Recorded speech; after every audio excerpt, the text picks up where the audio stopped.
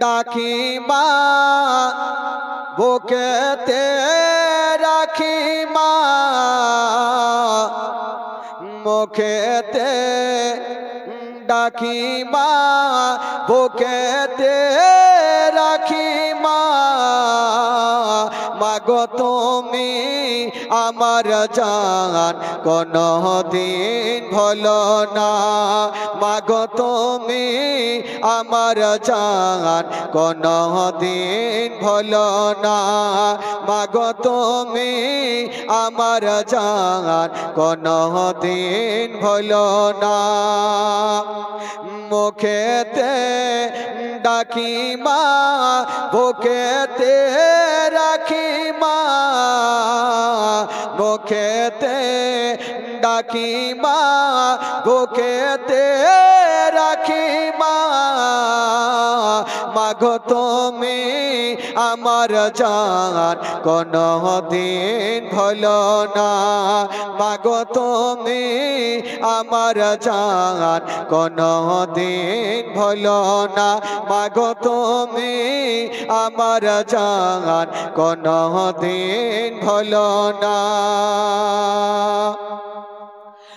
10 মাস 10 দিন গর্ভে তুমি ধরেছিলে শীতেরি রাতে কত কষ্ট তুমি করেছিলে মাগো তোমার দুধের দেনা কভু শোধ হবে না মাগো তুমি আমার জান কোনো দিন ভুলো না মাগো তুমি আমার জান কোনো দিন ভুলো না মাগো তুমি আমার জান কোনো দিন ভুলো না মুখেতে ডাকি মা বুকেতে রাখি মা মাগো তুমি আমার জান কোনো দিন ভুলো না মাগো তুমি আমার জান কোনো দিন ভুলো না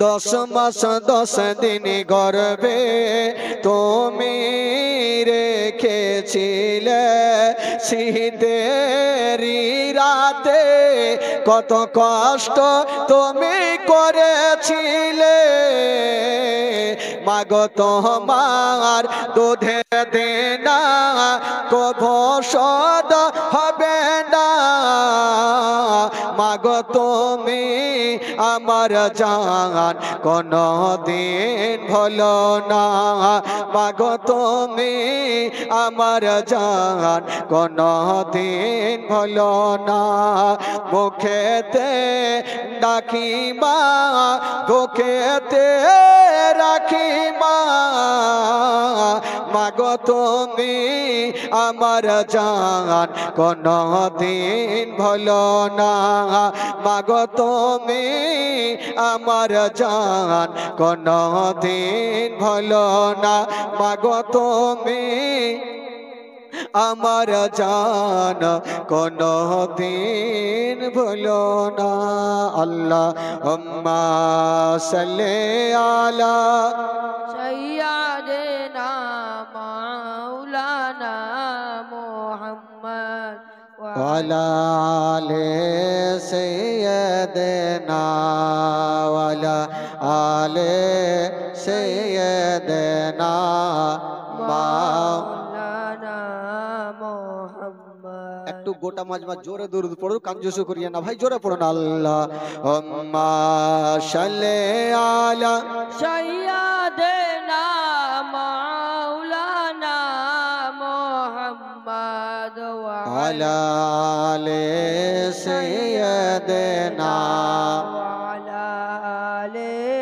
সাইয়্যিদিনা মাওলানা মুহাম্মদ আল্লাহর নবী তয়ার নবী গো আপনি নবী আমার জীবনের জীবন আল্লাহর নবী দয়ার নবী গো আপনি নবী আমার জীবনের জীবন দয়ার নবী মায়ার নবী গো আপনি নবী আমার জীবনের জীবন আপনি নবী আমার জীবন সাথী অন্ধকার কবরের বাতি আপনি নবী আমার নির্দনিয়ার দন আপনি নবী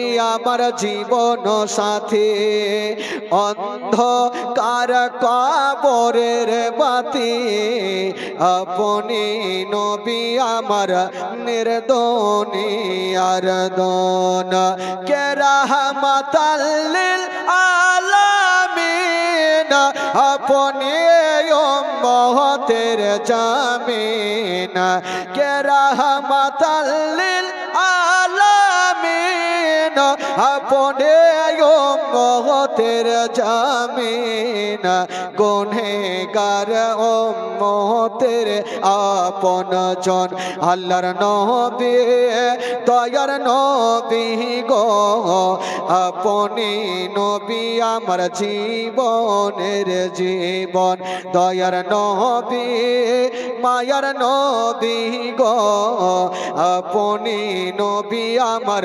জীবনের জীবন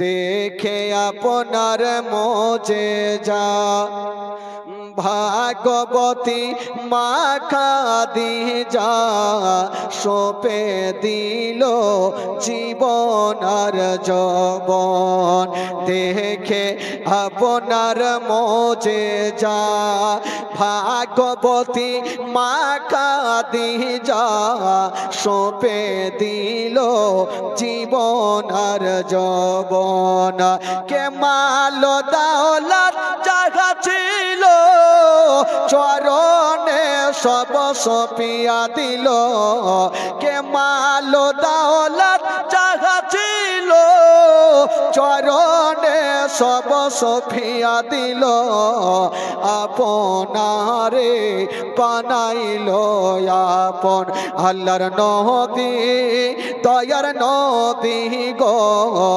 আপনি নবী আমার জীবনের জীবন দয়ার নবী মায়ার নবী গো আপনি নবী আমার জীবনের জীবন দেখিয়া হযরত বেলাল প্রেমেতে হইয়া মাতাল পাইল মায়ার জালাতন দেখিয়া হযরত বেলাল প্রেমেতে হইয়া মাতাল পাইল মায়ার জালাতন ও দেখে তাগার প্রেমে ভুকতি বেলালকে দিলেন মুক্তি ও দেখে তাগার প্রেমে ভুকতি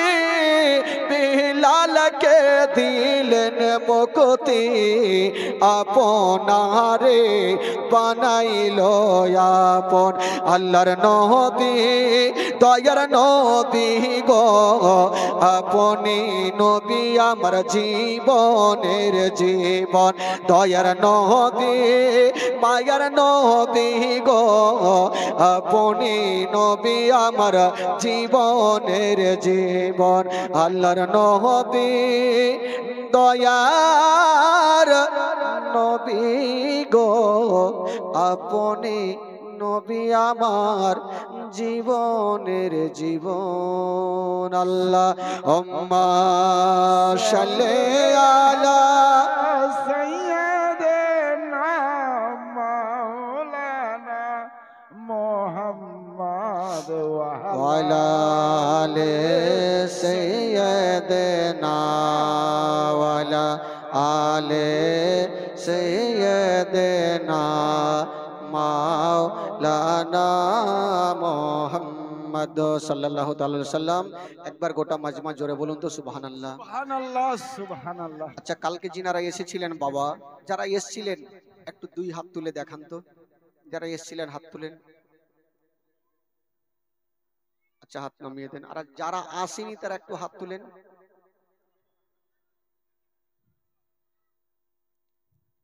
इतना हेकड़ा का है हो, হাত তুলতে কি পয়সা লাগে আপনাদের?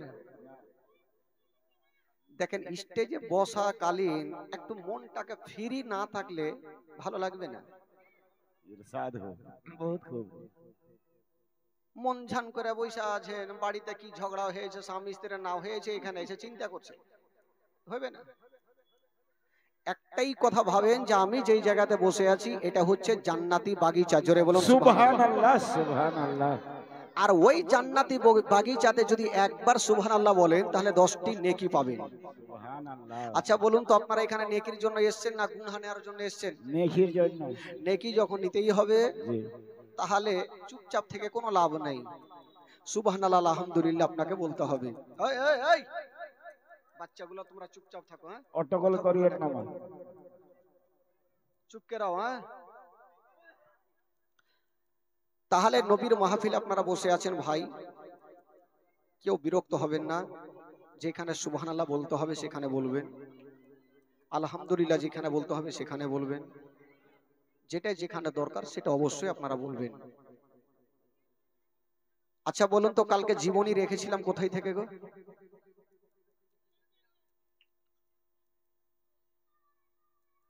কোথায় থেকে রেখেছিলাম? তেল লোক বল না কে নাই সকেগি। জীবনী রেখেছিলাম যে জান্নাতি আপেল মানে জান্নাতি খাবার খেয়ে রোজা ইফতার করেছিলেন, এই পর্যন্ত বলেছিলাম। তবে আসুন তারপরের ঘটনা কি হয়। যারা এদিকে ভাই দাঁড়িয়ে আছেন একটু এদিকে সামনে এসে বসুন, স্টেজে এসে বসুন। আর কালকে প্যান্ডেল মাইকম্যান ভাই একটু এই লম্বা করে একটা কাপড় টেঙে দিবেন, এই সোজাসুজি একটা কোনো পর্দা টাঙার ব্যবস্থা করবেন। তবে বন্ধুগণ, আজকে জীবনের চ্যাপ্টার যেগুলো আসবে, শুনে এমন কোন লোক নেই যে তার চোখের পানি ঝরঝর করে পড়বে না। সুবহানাল্লাহ সুবহানাল্লাহ। খোদার কসম, যখন আমি নিজেই বইয়ে পড়েছিলাম, পড়া মাত্রই চোখ দিয়ে পানি এসেছিল যে তারা কি করেছিলেন, কতটা কষ্ট করেছিলেন। আজকাল দেখবেন যখন ঈদের আমাদের রমজান মাস পার করে যখন ঈদ আসে, ঈদুল ফিতরের দিন আসে, একটা রোজা দুইটা রোজা হলে আমরা নিজের ছেলে মেয়ের জন্য জামা তৈরি করতে শুরু করি। এমনকি কেউ রোজার আগে পর্যন্ত সিলিয়ে ফেলে। কিন্তু জানেন, ইমাম হাসান হুসাইন যখন 5-6 বছরের ছেলে, বাবা একটু বসে, ওনারা রাত্রিবেলা সকালবেলা আলোচনা করছেন, বড় ভাই ছোট্ট ভাইকে বলছে, ভাই, বললো কি হলো দাদা? বললো ভাই, কালকে তো ঈদের নামাজ, আর অন্য অন্য ছেলেরা নতুন নতুন জামা পরে এখন থেকে ঘোরাঘুরি করছে, আর আমরা শুনেছি নবীর নাতি মা ফাতেমার জান্নাতি দুটা ফুল, আমরা কি নতুন পোশাক পাবো না? ইমাম হোসেন বলছে, দাদা এক কাজ করেন, একটু চলুন না, মাকে গিয়ে বলবো, যদি মা দিলে দয়া ময়া হয় তবে হয়তো আমাদেরকে পোশাক দিয়ে দেবে। দোনো ভাই ঈদের রাত্রি 1 পা 2 পা করে মার কাছে হাজির হয়ে গেল।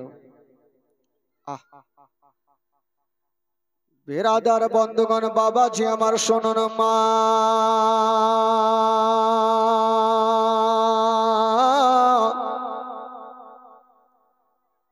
দোনো ছেলে 1 পা 2 পা করে মায়ের সামনে হাজির হয়ে গেছেন।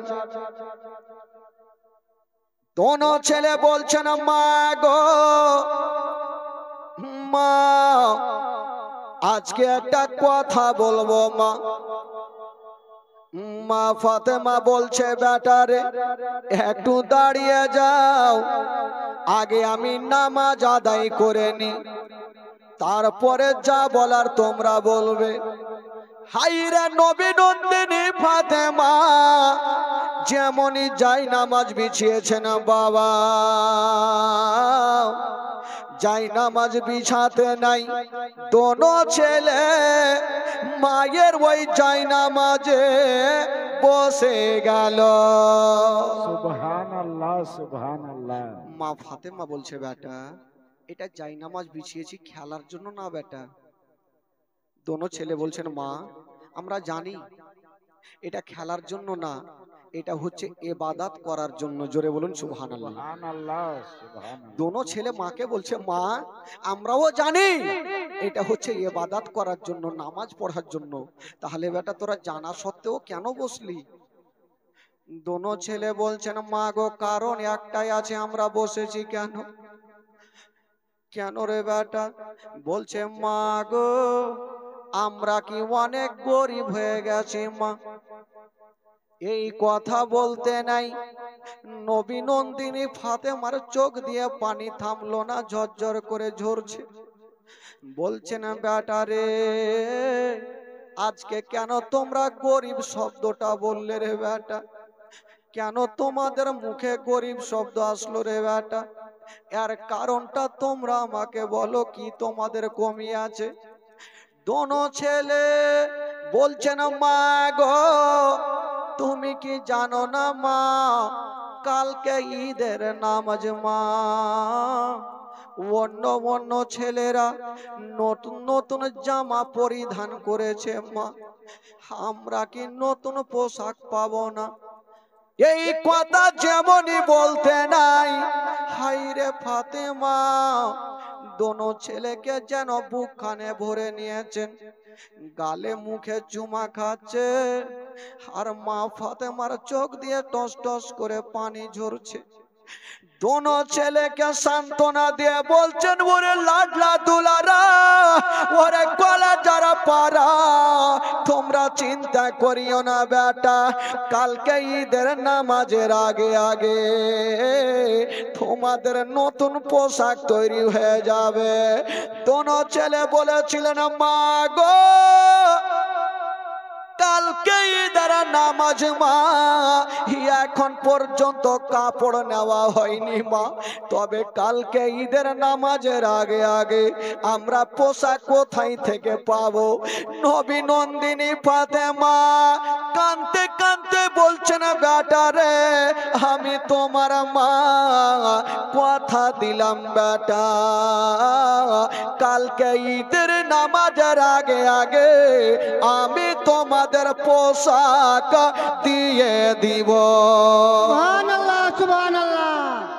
বেটা তোমরা চিন্তা করো না, আমি কথা দিলাম বেটা কালকে ঈদের নামাজের আগে আগে তোমাদের পোশাক দিব। দোনো বেটা মার চোখের পানি মুছে দিয়ে বলছেন মা ঠিক আছে, যখন তুমি বলছো মা তবে কালকে আমরা আবার ঈদের নামাজের আগে তোমার কাছে আসবো পোশাক নেওয়ার জন্য। দোনো ছেলে বলে তো চলে গেলেন বাবা খেলাধুলা করছেন, কিন্তু মার মনে সন্দেহ হয়ে গেল আল্লাহ টাকা নাই পয়সা নেই, আমার দোনো লাডলার জন্য আমি পোশাক পাবো কোথায় থেকে? ফাতেমা তুজাহারা যাই নামাজে পড়ে গেছেন আর আল্লাহর দরবারে হাত তুলে কাঁদছেন আল্লাহ আল্লাহ গো আমার দোনো ছেলের কাছে আমি ওয়াদা করেছি আল্লাহ ঈদের নামাজের আগে আগে দুটা নতুন পোশাক দিয়ে দেব। ওগো রাব্বুল আলামিন বাড়িতে টাকা নাই পয়সা নাই, কেমন করে আমি পোশাক পাবো? হাইরে নবী নন্দিনী ফাতেমা সাজদাতে পড়ে গেছেন, কিন্তু বেরাতার চোখ দিয়ে টস টস করে পানি। ফাতেমা যদি সন্ধ্যার সময় একটা সাজদাতে যেত সারা রাত পার হয়ে যেত, একটা সাজদা খতম হইতো না। ওই ফাতেমার চেহারা আল্লাহ এত সুন্দর করে বানিয়েছিল বাবা গো।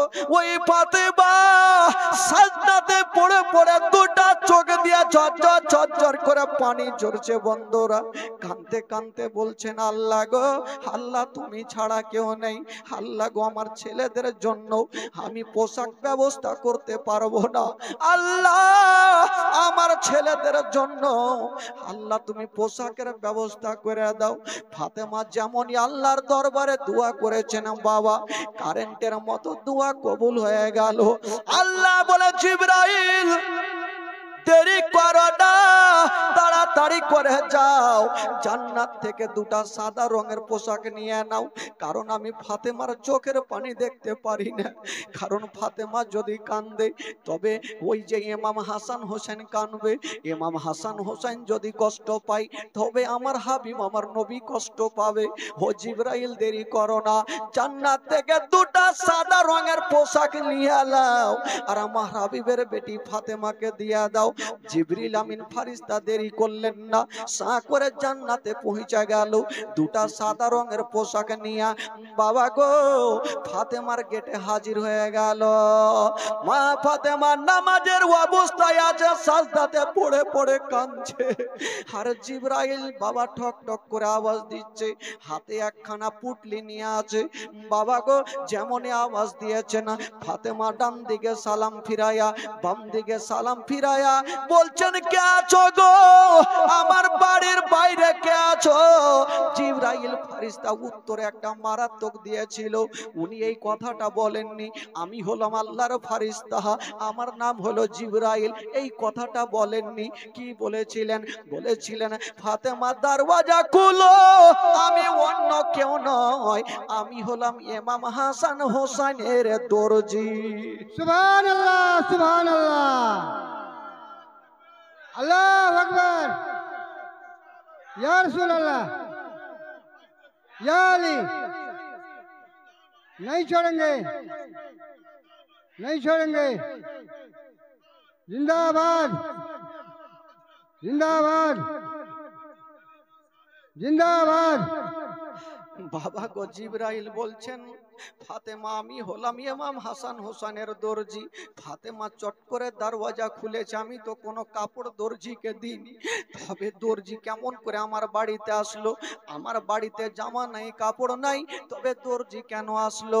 ওই ফাতেমা যেমন চোখের পানি মুছে দিয়া মা গো দরওয়াজা খুলেছেন বাবা, যেমনই দরওয়াজা খুলতে নাই দেখছেন জিবরাইল দাঁড়িয়ে আছেন। ফাতেমা চিনে না, হাতে একখানা পুটলি, কোনো প্রশ্ন করলেন না, বলছেন কে আছেন গো? বলে এই যে ফাতেমা পুটলি খানা নিয়ে নাও। ফাতেমা তু জাহারা পুটলি খানা নিয়েছেন বাবা, পুটলি খানা নিয়ে ঘরে চলে গেলেন, দরওয়াজা লাগিয়ে দিয়েছেন। ফাতেমা ভাবছেন আল্লাহ জানি না এই পুটলির মধ্যে কি আছে, আমি নিজেও জানি না, তবে বিসমিল্লাহ বলে যেমনই পুটলি খানা খুলেছেন বাবা, ওই পুটলির মধ্যে অন্য কিছু নয়, ওই পুটলির মধ্যে দুইখানা জান্নাতি সাদা পোশাক রয়েছে। সুবহানাল্লাহ সুবহানাল্লাহ। ফাতেমা চোখের পানি খানা মুছে দিয়েছেন। আল্লাহ আল্লাহ গো তুমি ছাড়া কেউ নেই আল্লাহ। বাবা গো ফাতেমা তু জাহরা দুটা পোশাককে হাতে নিয়ে দেখছেন, এত সুন্দর পোশাক, এই পোশাক থেকে খুশবু আম্বারা বের হচ্ছে, খুশবু চলে আসছে। ফাতেমা ভাবছেন আল্লাহ পোশাক কোথায় থেকে আসিল? বাবা গো ওই পোশাক কানা রেখে দিয়েছেন। আর ফাতেমা চোখের পানি মুছে বলছেন আল্লাহ আজকে আমার ইজ্জতটা বেঁচে গেল, আজকে আমার সম্মানটা বেঁচে গেল। আমি যদি আমার দোনো লাডলা দুলারাকে যদি পোশাক দিতে না পারতাম তবে আমার বেটারা আমাকে মা বলে ডাকতো না, আমাকে বিশ্বাস করতো না। বাবা গো মা ফাতেমা তু জাহারা সঙ্গে সঙ্গে তৈরি কাজ শুকরানা নামাজ আদায় করিয়া বাবা গো সকাল টাইমে বাবা গো বসে আছেন একটা কই কি বলে যাই নামাজে। এবার ভাবছেন আমার দোনো বেটাকে আমি সুন্দর সুন্দর জান্নাত নাতি পোশাক পরাবো। তবে বেরাদার দেখবেন ঈদের নামাজের দিনে যখন কোন নাতি কোন বেটারা যখন দেখবেন জামা পড়ার জন্য হবে, তবে দাদু জান ছুটে আসবে, নানি ছুটে আসবে। বাবা গো, আমার নবী ভাবছেন আল্লাহ এই ঈদের দিনে আমার দোনো নাতি কোনো পোশাক পেয়েছে কিনা একবার গিয়ে দেখি। আমার নবী ডাক দিচ্ছেন, ফাতেমা একবার দরওয়াজা খুলো।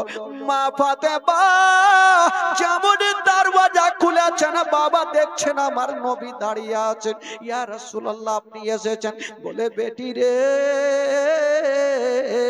আচ্ছা বলো রে মা, বলো তোমার দোনো লাডলা দুলারার জন্য, আমার দোনো নাতির জন্য তুমি কি পোশাক তৈরি করেছো? ফাতেমা বলছেন, আব্বা গো আমি পোশাক তৈরি করিনি, তবে আব্বা গো ওই যে দেখুন রাখা আছে চেয়ারে।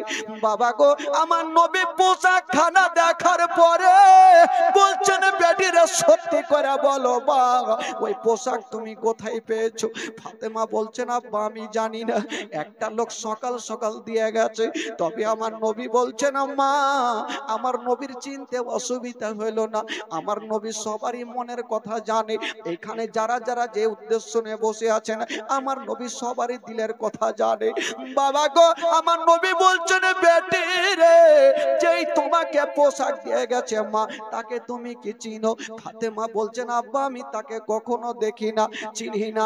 তখন আমার নবী উত্তর করছেন, বেটি রে আমি যেমন সমস্ত নবীদের সরদার, যেই তোমাকে পোশাক দিয়ে গেছে রে মা ওই লোকটা হলো সমস্ত ফারিস্তাদের সরদার। সুবহানাল্লাহ, সুবহানাল্লাহ। আমি যেমন সমস্ত নবীদের কমান্ডার, যেই লোকটা তোমাকে পোশাক দিয়ে গেছে মা ওই লোকটা হলো সমস্ত ফারিস্তাদের কমান্ডার, তার নাম হলো জিবরাইল। বাবা গো, এবার আমার নবী বলছেন, বেটি রে একবার তুমি পোশাক খানা আমাকে দাও মা, এত সুন্দর পোশাক, এত সুন্দর পোশাক। আমার নবী বলছেন, বেটি রে এটা হচ্ছে জান্নাতি পোশাক, তবে আমি নিজের হাতে আমার দোনো নাতিকে আমি পোশাক পরাবো। সুবহানাল্লাহ, সুবহানাল্লাহ। ফাতেমা বলছেন, আব্বা আপনার নাতিকে আপনি পোশাক পরাবেন, এতে বলার কি আছে, আপনি পরিয়ে দেন। আহ, আমার নবী পোশাকটা শুধু হাতে নিয়েছেন পড়ানোর জন্য। বাবা গো, জীবনী কাকে বলে শুনে কলেজা খানা ফেটে যাবে। যেমনই পোশাক খানা হাতে নিয়েছে পড়াতে যাবে, আমার আল্লাহর অর্ডার হয়ে গেল। আল্লাহ বলে, জিবরাইল আমার নবী পোশাকটা পড়াবার আগে আমার নবীকে একটা কানে কানে খবরটা দিয়ে দাও। বলল, কি দেব আল্লাহ? বলছে, আমার হাবিবকে জানিয়ে দাও আগে তার দুটা নাতিকে জিজ্ঞেস করবে তারা রংটা কি রং নেবে। এখন সাদা আছে, তারা কোনটা রং পছন্দ করবে। যদি কেউ বলে আমি অমুক রং নেব, আমার নবীকে বলবে এক মুষ্টি কি বলে একটু পানি নিয়ে ওই পানি ছিটা মারবে, আমি আল্লাহ তার রংটা পরিবর্তন করব। বাবা গো, ও যুবকেরা সোনাবাড়িকেরা শুনেন জীবনী কাকে বলে বাবা। এবার জিবরিল আমিন ফারিস্তা সা করে হাজির হয়ে গেল, আমার নবীকে সালাম জানিয়ে দিলেন, আসসালাতু আসসালামু আলাইকা ইয়া রাসূলুল্লাহ, আসসালাতু আসসালামু আলাইকা ইয়া হাবিবাল্লাহ। নবী বলে, জিবরিল ভাই বলো কি খবর? বলে, নবী গো আপনি এখন পোশাক পরাবেন না, আপনি পোশাক পরাবেন না। বলল, কেন? বলল, নবী গো আগে আপনার নাতিকে জিজ্ঞাসা করেন তারা কোন রংটা পছন্দ করবে। আমরা যখন হাটে বাজারে যাই পোশাক কেনার জন্য যাই, নিজের চয়েস মতন রং একটা পছন্দ করে নি, তবে নবী গো আপনার দোনো নাতিকে জিজ্ঞাসা করেন তারা কোন রংটা নেবে। যদি তারা কালার আলাদা নাই, সাদা যদি না লাই, আপনি পানিতে ফু দিয়া একটু ছিটা মারবেন, রংটা পরিবর্তন হবে, যেটা চাইবে সেটাই আল্লাহ করে দেবে। বলল, ঠিক আছে। বাবা গো, জিবরাইল চলে গেল, আর আমার নবী একটা নাতি বড় নাতিকে ডাকছেন, ওরে আমার নাতি ইমাম হাসান তুমি আমার কাছে চলে আসো। ইমাম হাসান হাসতে হাসতে চলে আসছে, ঈদের দিনে আজকে নানার কাছে আমি সুন্দর পোশাক পরবো, নানা আমাকে পরিয়ে দেবে। বাবা গো কাছে চলে এসেছেন, নানা আমাকে পোশাক পরিয়ে দাও। আমার নবী বলছেন, নাতি বলো তুমি কোন রংটা পছন্দ করো। ইমাম হাসান একবার চোখটা বন্ধ করেছেন বাবা, আর চোখটাকে খুলে দিয়ে বলছেন, না না আমি কালো নেব না, আমি লাল নেব না, আমি কি বলে সাদা নেব না, না না গো আমি সব চাইতে না না আমি সবুজ রংটা পছন্দ করি। আমার নবী মুস্তাফা দেরি করলেন না, এক মুষ্টি বাবা গো কি বলে এক চুল্লু পানি ছিটা মারলেন, আমার আল্লাহ তাআলা সেই রংটা পরিবর্তন করলেন, সবুজ হয়ে গেল। ইমাম হাসানকে পরিয়ে দিয়েছেন। যখন বাচ্চা বাচ্চা ছেলেদেরকে বাবারা পোশাক পরিয়ে দেয়, ওই বাচ্চা কত আনন্দ হয়, কত খুশি হয়ে যায়। বাবা গো বাচ্চার আনন্দ হওয়া মানে মা বাবার আনন্দ হওয়া। বাবা গো ইমাম হাসান খুশিতে পোশাক দেখছেন আর কত ঠাট্টা করছেন। এবার আমার নবী ডাকলেন ছোট্ট নাটি হোসেনকে, বলছেন বলো তুমি কোন রংটা পছন্দ করো। ইমাম হোসেন বাবা গো চোখটা বন্ধ করে দিয়া বলছেন, না না আমি কালো নেব না, সবুজ রং নেব না, আমি কি বলে সাদা নেব না, আমি হলুদ নেব না, না না গো না না আমি সব চাইতে লাল রংটা পছন্দ করি। না না আমার নবী দেরি করলেন না, পানি ছিটা মারলেন, লাল হয়ে গেল। ইমাম হাসান হোসেনকে পরিয়ে দিলেন। বাবা গো ইমাম হাসান পড়েছে সবুজ রংখানা, ইমাম হোসেন পড়েছে লাল রংখানা। দুনো ভাই এক অপরের বুকে লেগে কত আনন্দ করছে। কিন্তু বেরাদার এইদিকে ফাতেমা আনন্দ হয়ে গেছে, কিন্তু যিনি আমার নবী পোশাক দুটা পরিয়েছেন বাবা ঈদের দিনে, আমার নবী খুশি হলেন না। আমার নবীর অন্তরখানা ফেটে গেল, আমার নবী কাঁদতে আরম্ভ করেছেন। ফাতেমা বলছেন, আব্বা গো ঈদের দিনে খুশির দিনে আপনি কেন কাঁদছেন আব্বা?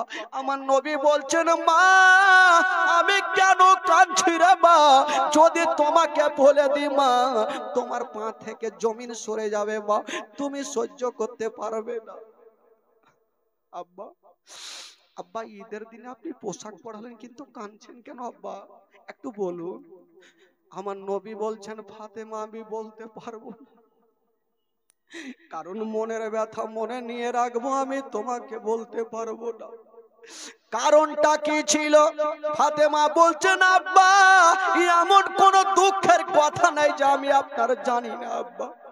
আপনি নামাজ পড়ছিলেন, ওই ইহুদিরা আপনার পিঠে উটের নাড়ি ভুঁড়ি চাপিয়ে দিয়েছিল আব্বা, আমি গিয়ে বাঁচিয়েছিলাম, উটের নাড়ি ভুঁড়ি নামিয়েছিলাম, আপনার দুঃখ সব জানি আব্বা। ওই ইহুদি আপনার গালে চামাটা মেরে সাদা গালে লাল করেছিল আব্বা, সেটাও আমি জানি আব্বা। তবে আজকের দিনে আপনি কেন কাঁদছেন আব্বা বলে দিন, নচেত আমার মন খানা শান্তি হবে না। আমার নবী উচ্চ সুরে ফাতেমাকে কাছে ডাকলেন, মা রে যখন তুমি কারণটা শুনবে মা তবে শুনো, তবে বেটিরে শোনার পরে তুমি চোখের পানি ফেলিও না মা, কারণ যদি তুমি কাঁদো মা তবে মা আমার চোখের পানি থামবে না। ফাতেমা বলছেন, আব্বা বলুন কেন কাঁদছেন, ঈদের দিনে খুশি হবেন না, আপনি কেন দুঃখ করছেন? আমার নবী বলছেন, বেটি ওই যে দেখো মা, আমার কানে কানে জিবরাইল বলে গেছে, বেটি রে আমার বড় নাতি আজকে সবুজ রংটা পছন্দ করেছে, এমন একটা সময় আসবে রে মা ওই শয়তানেরা ইয়াজিদের সৈন্যরা আমার বড় নাতিকে বিষ পান করাবে রে মা, যেই দিন বিষ পান করাবে রে মা গোটা চেহারা বিষাক্ততে সবুজ হয়ে যাবে রে মা। এই জন্য তার সবুজ রংটা উনি পছন্দ করে নিয়েছে রে মা। ওরে বেটি ফাতেমা আজকে আমার ছোট্ট নাতি হোসেন লাল রংটা পছন্দ করেছে, কারণটা কি রে মা? যেই দিন কারবালার প্রান্তরে যুদ্ধ চলবে মা, ৭২ খানা তীর আমার ছোট্ট নাতির হোসেনের কলেজাতে লাগবে, ৭২ খানা তীর হোসেনের সিনাতে লাগবে, আমার হোসেনের রক্তাক্ত হয়ে যাবে গোটা কারবালা, লাল লাল হয়ে যাবে রে মা। এই জন্য আজকে আমার ছোট্ট নাতি হোসেন নিজের লাল রংটা পছন্দ করেছে। এই কথা বলতে নাই নবী নন্দিনী ফাতেমা দাঁড়িয়ে থাকতে পারলেন না, চরচর করে কাঁদতে আরম্ভ করেছেন, আব্বা গো আমার দোনো বেটার এত কঠিন পরীক্ষা হবে আব্বা। বলছেন, বেটি রে আমি দুনিয়া থেকে চলে যাওয়ার পরে আমার দোনো নাতি ইসলামের খুঁটি খাম্বাকে ধরে থাকবে রে মা। ওরে বেটি ফাতেমা, এখন যদি আমি দোয়া করে দিই রে মা, তবে আমার নাতিদের কোনো রকম পরীক্ষা হবে না। তবে মা, আজকে যদি আমি দোয়া করে দিই কোনো পরীক্ষা হবে না, তবে মা আমি দোয়া করব না। কারণ আমার নাতিরা আর জান প্রাণ থেকে বেশ ইসলামকে ভালোবাসে। ওরে বেটি রে, আমার খুঁটি খাম্বা, ইসলামের খুঁটি খাম্বা আমার দোনো নাতির হাতে দিয়ে যাব। ফাতেমা বলছেন, আব্বা গো, যেদিন আমার বড় বেটাকে বিষ পান করাবে কত ছটফট করবে, কান্না করবে। আব্বা যদি আমি থাকতাম, তবে আমার বেটাকে বুকখানে জড়িয়ে ধরে সান্ত্বনা দিতাম। যেদিন আমার বেটা হোসাইন যুদ্ধ করবে, ৭২ খানা তীর যখন আমার বেটা হোসাইনের সিনাতে লাগবে, সীমার যখন ছোড়া চালাবে, সেদিন মাথা একদিকে যাবে, বডি একদিকে যাবে, আমার হোসাইনের লাশটা কত লাফাবে। আমি যদি মা থাকতাম, তবে আমার বেটার লাশখানা, সিনা মাথাখানাকে আমি বুকখানে জড়িয়ে ধরতাম। ফাতেমা একদিকে কান্দে, আর আমার নবী বলছেন, বেটি রে আর কান্দিও না রে মা, কান্দিও না, আমি সব সহ্য করবো রে মা, তোমার কষ্ট সহ্য করতে পারবো না। একদিকে ফাতেমা কান্দে, একদিকে আমার নবী ডুগরে ডুগরে কান্দে। আর দোনো ছেলে ঈদের দিনে যাওয়ার জন্য রেডি হয়ে যাচ্ছে। বাবা গো, নবী বলছেন, বেটি রে একটা কথা তোমাকে বলে দি। তবে আমার নবী ডাকছেন সালমাকে, সালমা রে, এই যে মাটিখানা তুমি নিয়ে নাও, জিবরিল দিয়ে গেছে, মাটিখানা শিশির ভিতরে যত্ন করে ঘরের মধ্যে রেখে দাও। তবে সালমা, যেই দিন তুমি দেখবে এই শিশির মাটিখানা রক্ত হয়ে গেছে, সেই দিন জানবে আমার হোসেন কারবালাতে শহীদ হয়ে গেছে। বাবা গো, আমার নবী বলছেন, সালমা এই মাটিখানা রেখে দাও ঘরের মধ্যে। বাবা গো, কারবালার ঘটনা, বেরাদার বন্ধুগণ, বাবা ইমাম হোসেন রাদিয়াল্লাহু তাআলা আনহু বাবা গো চলে আসলেন, হাসতে হাসতে নানার কাছে চলে এসেছেন। আমার নবী চোখের পানিখানা মুছে দিয়েছেন, ফাতেমা চোখের পানিখানা মুছে দিয়েছেন। আমার নবী বলছেন, নানা গো, আজকে ঈদের নামাজ, খুশির দিন নানা, চলুন আমাদেরকে ঈদগাহর ময়দানে নিয়ে চলেন। আমার নবী বলছেন, নাতিরা নিশ্চয়ই নিয়ে যাব, অবশ্যই নিয়ে যাব, তোমরা আমার দেহর একটা টুকরা, চলো তোমরাকে নিয়ে যাব।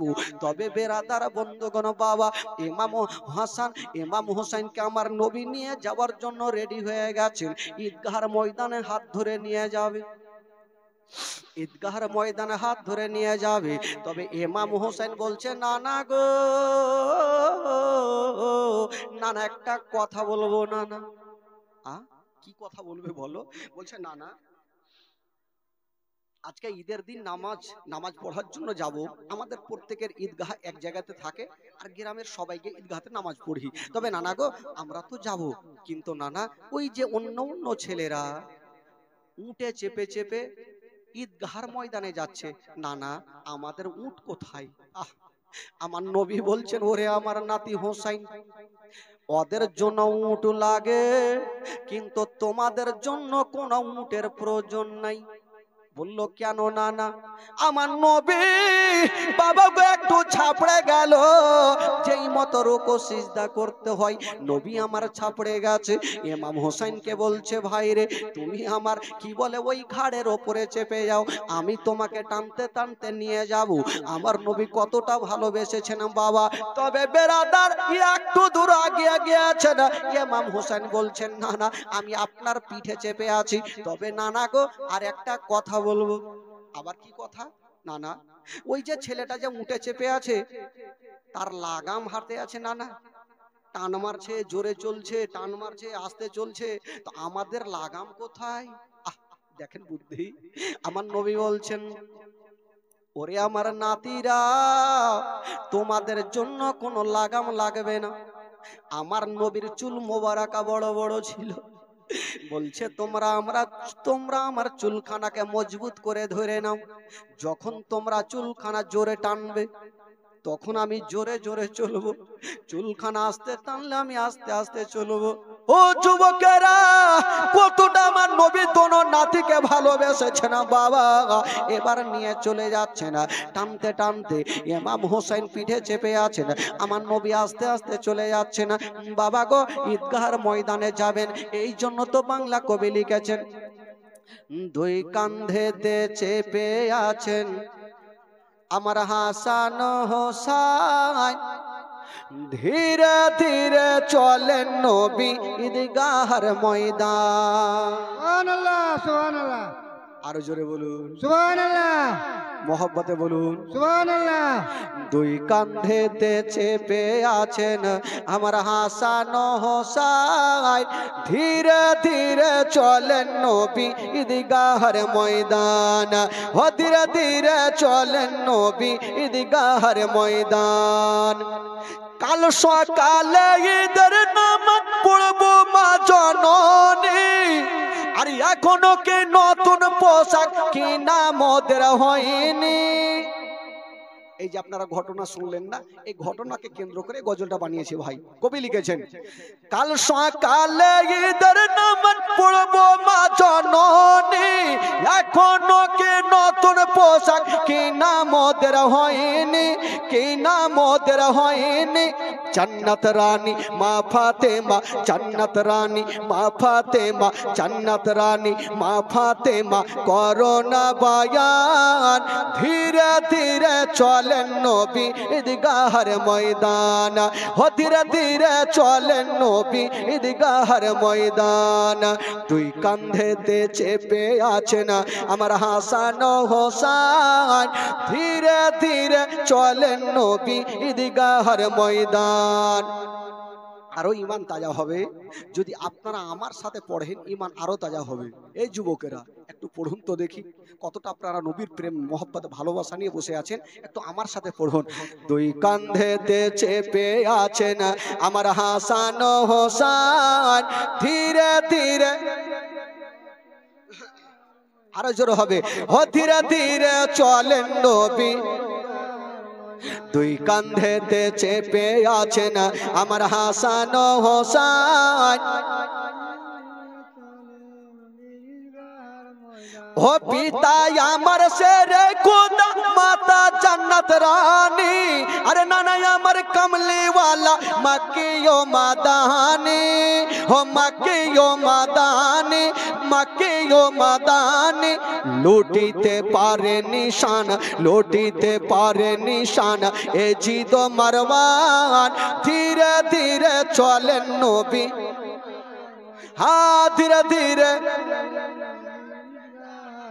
দুই কান্ধেতে চেপে আছেন, ধীরে ধীরে চলে ঈদগাহর ময়দান। এত লোক বসে আছেন, এরকম করে আওয়াজ হবে? হ্যাঁ, আমি প্রায় 20 দিন থেকে, কি বলে ঈদের পরের দিন থেকে চলছে ভাই, আজকে তো 10 দিন হয়ে গেল, মনে হয় 5-7 দিন হয়ে গেল, একই রকম চলছে, আবার 1 মাস চলবো।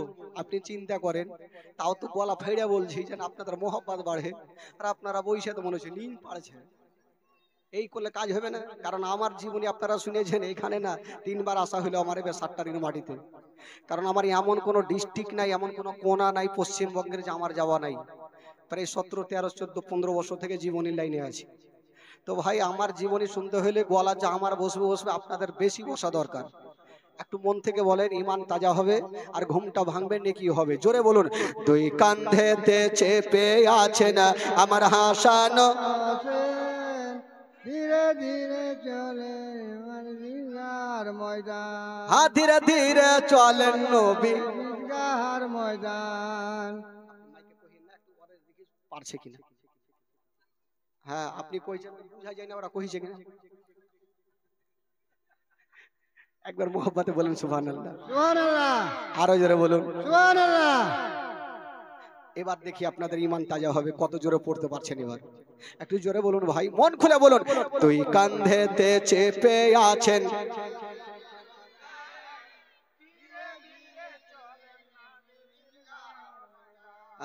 এবার হুয়া থোড়া থোড়া, বেশি नहीं हुआ, अब तो नहीं हुआ, আরো জোরে বলুন। দুই কান্ধেতে চেপে আছেন আমার হাসান ও হোসাইন, ধীরে ধীরে ধীরে চলেন নবী। ও কম্পিটিশন চলছে দেখো হাতের লেখা লেখি, আরে কাহার হাতের লেখা ভালো মা বলো না দেখি। জোরে বলুন। আল্লাহ কালকে ঘটনাটা শুনেছিলেন, ওই যে সিলোটে লিখেছিলেন, সিলোট না, আর ওই ঘটনাকে এবার গজলে বলছে, কবি লিখেছেন ও কম্পিটিশন চলছে দেখো হাতের লেখা লেখি, কাহার হাতের লেখা ভালো মা বলো না দেখি, মা বলো না দেখি, মা বলো না দেখি। তারিখে তার ঘোষণা, তারিখে তার ঘোষণা, দুইজনে সমান, ধীরে ধীরে চলেন নবী, ধীরে ধীরে চলেন নবী। দুই কান্ধেতে চেপে আছেন আমার হাসান,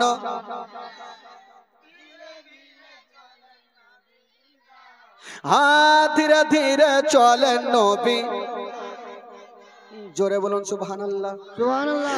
ও ফোরাত নদী বন্ধ করে মিটবে কি মনের আশা, আরে 3 দিন কেন 7 দিন রইব রে পিপাসা, রইব রে পিপাসা, রইব রে পিপাসা।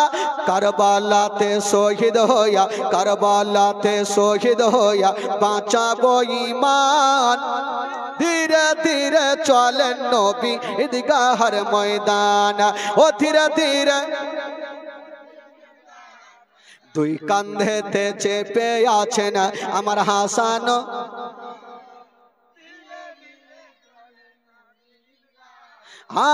ধীরে ধীরে চলেন নবী।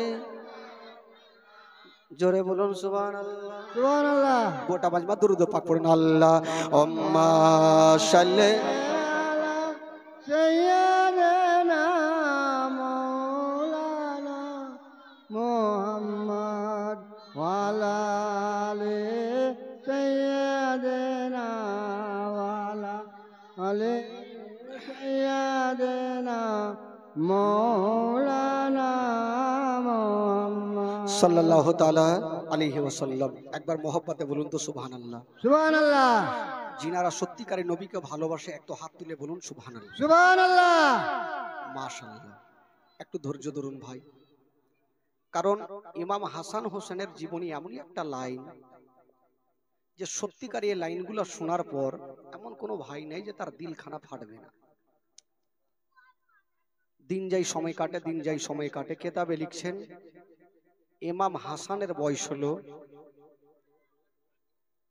7 বছর আর ইমাম হোসেনের বয়স হলো 6 বছর। তখনই মা ফাতেমা তু জাহরা দুনিয়াটা ছেড়ে চলে গেছেন।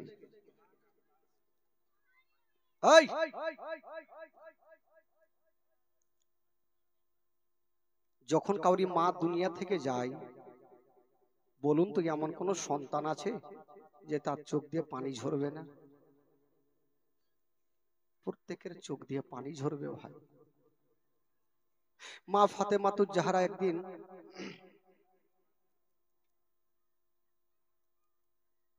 দোনো লাডলা দুলারাকে কাছে ডাকছেন,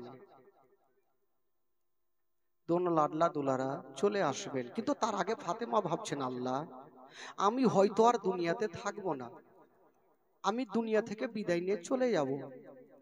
আপনারা বলবেন মাওলানা তাফাজ্জুল, ফাতেমা কেমন করে জানলেন যে উনি ইন্তিকাল করবেন? কারণ জানেন, আমার নবী পাক সাহেবে লাউলাক যখন ইন্তিকাল করছিলেন তখন ছোট্ট বেটি ফাতেমা ডুগরে ডুগরে কাঁদছিল। আমার নবী বলেছিলেন, মা তোমাকে কাঁদতে হবে না মা, আমার 6 মাস পরে তোমারও ইন্তিকাল হবে। তো আমার নবীর যখন 6 মাস হইল তখন ফাতেমা কাঁদতে লাগলো। আহ বাবা গো ভাই,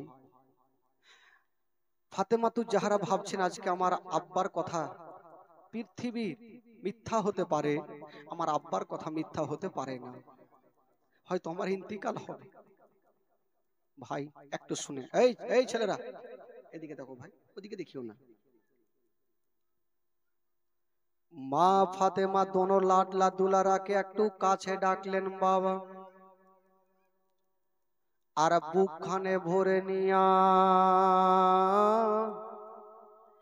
একবার কপালে চুমা খাচ্ছে, একবার গালে চুমা খাচ্ছে, একবার বাবা গো মুখে চুমা খাচ্ছে। আর ফাতেমার চোখ দিয়ে যেন ঝর ঝর করে পানি ঝরে যাচ্ছে। দোনো ছেলে বলেছিলেন মা গো, ও গো জননী মা, তুমি আমাদের চুমা খাচ্ছ মা, কিন্তু কেন তোমার চোখ দিয়ে পানি ঝরছে গো মা? মা ফাতেমা বলছেন বেটা রে, মনে হয় আমি আর জগতে থাকবো না বেটা, মনে হয় আমার ইন্তিকাল হয়ে যাবে। দোনো ছেলে মার হাতখানা ধরে ফেলেছেন। মা, মা গো, তুমি ছাড়া আমাদের কেউ নাই মা, যদি তুমি আমাদের ছেড়ে চলে যাও মা, আমাদের সারাটা জীবন অন্ধকার হয়ে যাবে, কে আমাদের বুকখানে জড়িয়ে ধরবে মা?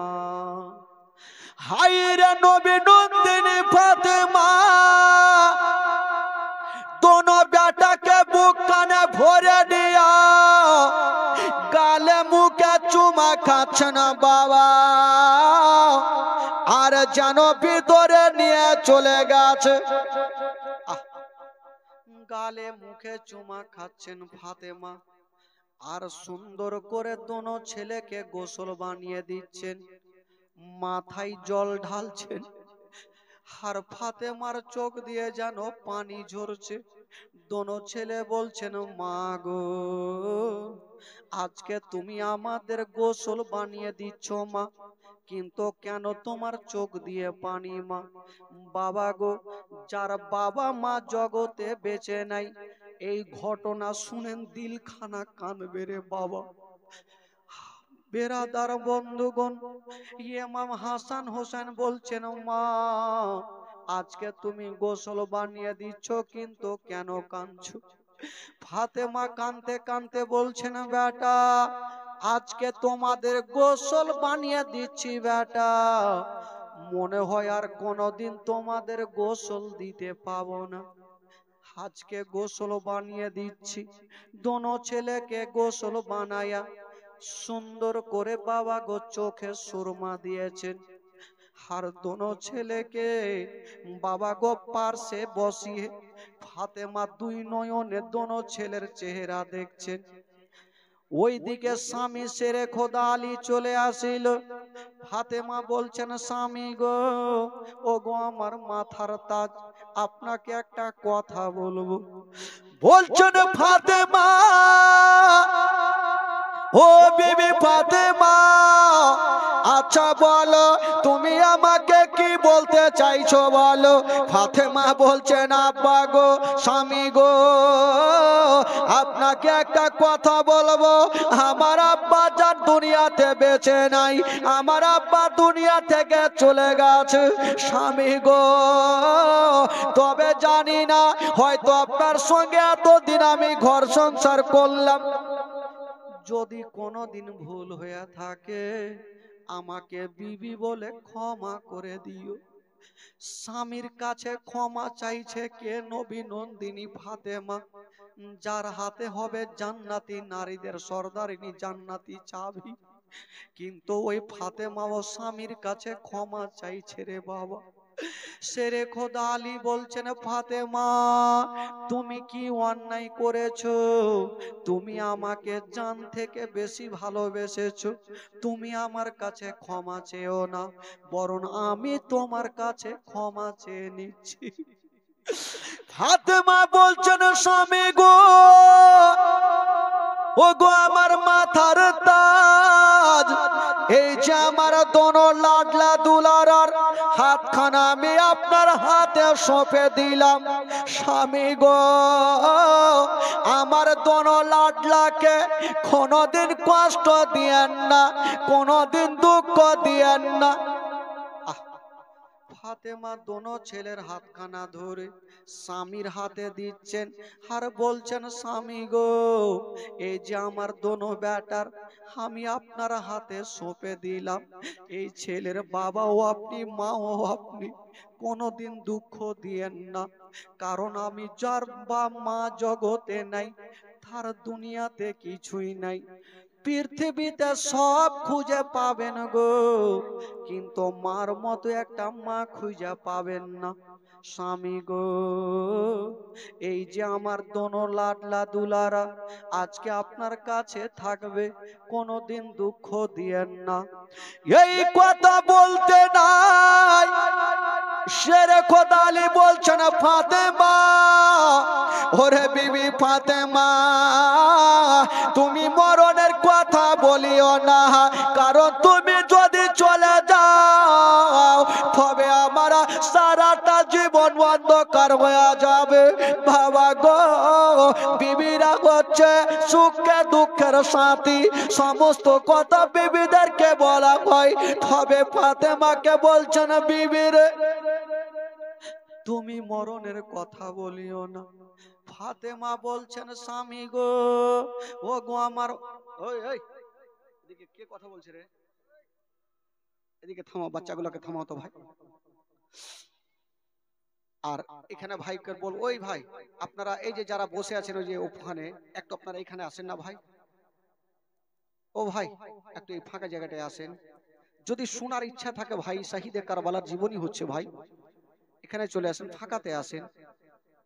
ওখানে আপনারা থাকিয়েন না, কারণ স্টেজ আপনাদের জন্যই তো আমার মা বহিনের এত সুন্দর পরিশ্রম করে প্যান্ডেল সাজিয়েছে, কেন বাইরে বসে আছে? একটু ঠান্ডা মাথায় বসুন, জীবনী শুনুন, এরকম জীবনী পাবেন না ভাই।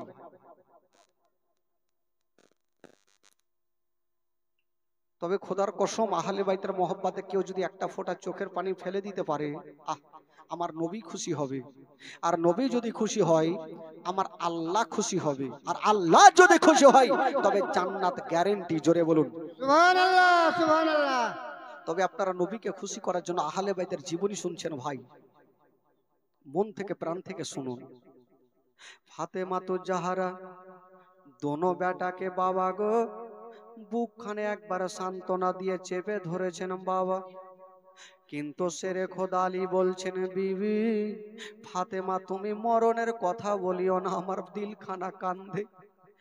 কিন্তু কথাই বলে, কাউরি বিবি যদি অসুস্থ থাকে তবে স্বামীর মনটা ভালো করবে না, আর কাউরি স্বামী অসুস্থ থাকে তবে বিবির মনটা ভালো করবে না। ওই শেরে খোদা আলী বলছেন, ফাতেমা, ও বিবি ফাতেমা, তুমি আজকে মরণের কথা বলিও না, আমার দিল খানা কান্দে। স্বামী স্ত্রীতে কথা চলছে, আর ইমাম হাসান হোসেন মায়ের দিকে দেখছে, মার দিকে দেখছেন, মার চোখ দিয়ে পানি।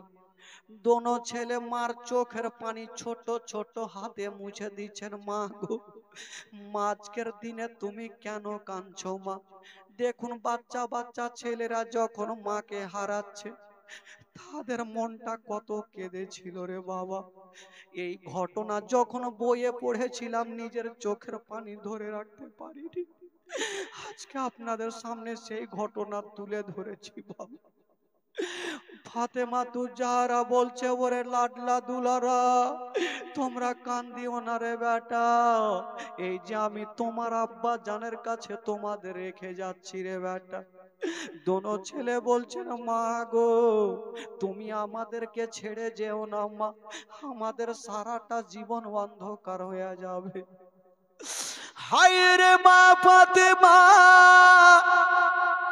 শেষের সবই ধনো বেটাকে টেনে যেন বুক কানে পরে নিয়েছেন বাবা।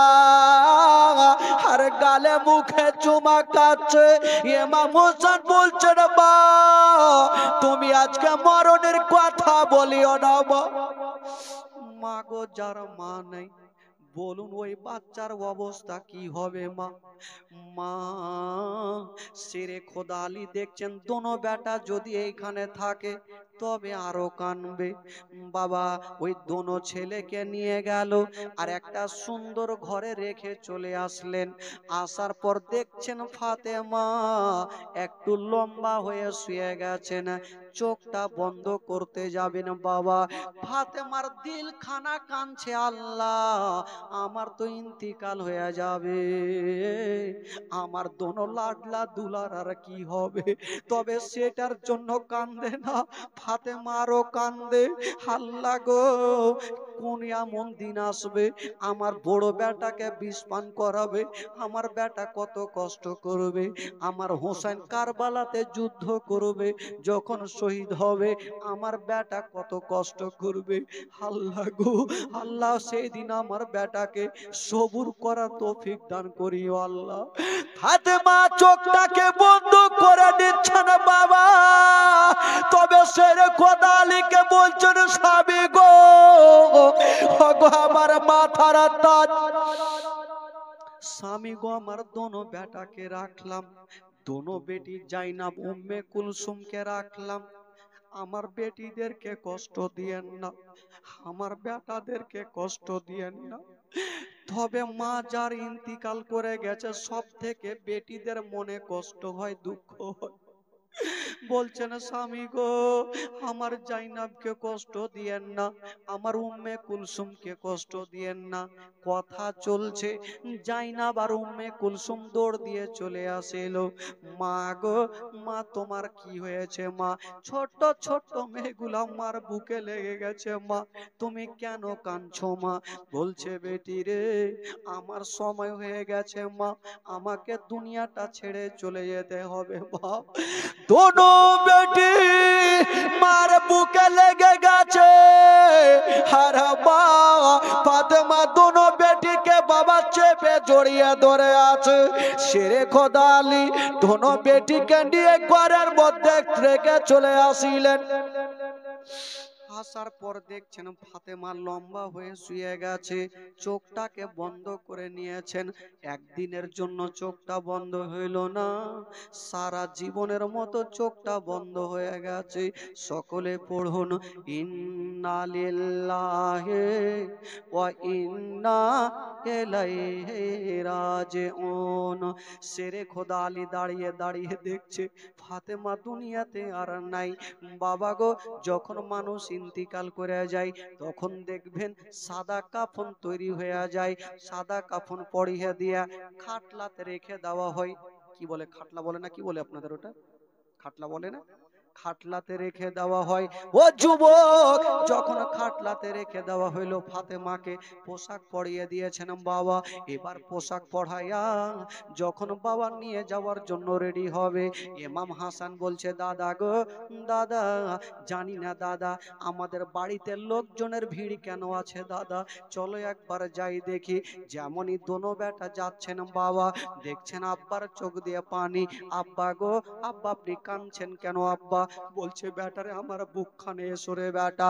ইমাম হোসেন বলছেন আব্বা একটা কথা বলবো আব্বা, আমার মাকে কেন দেখা যায় না? আমার মা কোথায় গেল আব্বা? আব্বা গো আমার মা কোথায় আছে আব্বা? শেরে খোদা আলীর অন্তরখানা ফেটে গেল। বলছে বেটারে ওই যে দেখো খাটলাতে তোমার মা শুয়ে আছে, বেটারে সারা জীবনের মতো তোমাদের ছেড়ে চলে গেছে, আমাদের ছেড়ে চলে গেছে। দোনো ছেলে বলছেন আব্বা গো একটু আগে আমার মা আমাদের বুক কানে জড়িয়ে ধরেছিল আব্বা, গালে মুখে চুমা খেয়েছিল আব্বা, কেন আমার মা কথা বলবে না আব্বা? আব্বা গো একবার মাকে বলো আমার মা যেন আমাদের একবার বুকখানে জড়িয়ে ধরে। শেরে খোদা আলী বলছে বেটারে মানুষের যখন টাইম হয়ে যায় তখন তাকে দুনিয়াটা ছেড়ে চলে যেতে হয় বেটা। তোমার মার সময় হয়ে গেছে বলে দুনিয়াটা ছেড়ে চলে গেছে। ওরে যুবকেরা শুনেন বাবা গো, যারা মাকে হারিয়েছেন ঘটনা শুনেন ইমানটা তাজা হয়ে যাবে।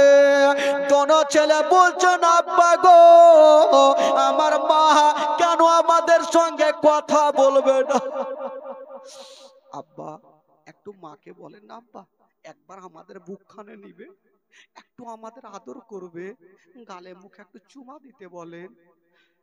শেরে খোদা আলী বলছেন বেটা রে তোমার মার দুনিয়াতে বেঁচে নাই বেটা। তবে দোনো বেটা কাঁদছে। তবে একটা কথা শেরে খোদা আলী দেখছেন যদি দোনো বেটা মার কাছে থাকে তবে চোখের পানি থামবে না। শেরে খোদা আলী দোনো বেটার চোখের পানি মুছে ঘরে রেখে আসলেন। আর রেখে আসার পরে ফাতেমাকে নিয়ে যাওয়ার জন্য উঠাচ্ছেন বাবা।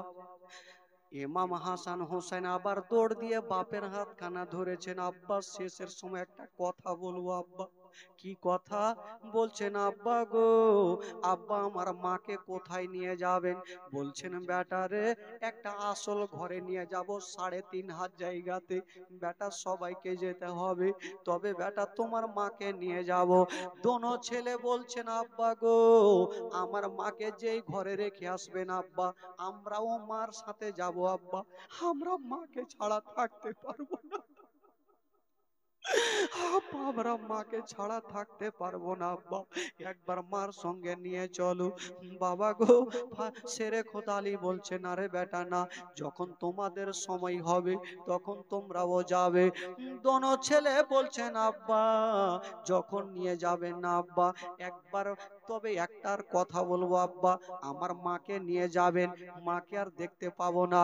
তবে আব্বা গো শেষের সময় খাটলা খানা একবার মাটিতে নামিয়ে দেন আব্বা, নিচে নামিয়ে দেন, একবার বাঁধন খানা খুলে দেন, শেষবারের মতো আমরা দোনো ভাই মার চেহারা খানা দেখে নিব। দোনো ছেলে মার চেহারা খানা দেখে নিব আব্বার, আমরা দেখতে চাইবো না। শেরে খোদা আলী বলছে ওরে কে আছো গো একবার খাটলা খানা নামিয়ে দাও। দোনো বেটা কাঁদছে আর মুখ দিয়ে একটা ছন্দ বের হচ্ছে। সাদা কাফন পড়াইয়া হাতর গোলাপ ছিটাইয়া কাঁধা করে নিয়ে যাবে, কাঁধা করে নিয়ে যাবে অন্ধকার কবরে। দাঁড়াও একবার মুকুটা দেখি, দাঁড়াও একবার মুকুটা দেখি গয়া বাজার, দাঁড়াও একবার মুকুটা দেখি, দাঁড়াও একবার মুকুটা দেখি গয়া বাজার, দাঁড়াও একবার মুকুটা দেখি। শত শত লোকেরা নিয়ে যাবে বগিয়া,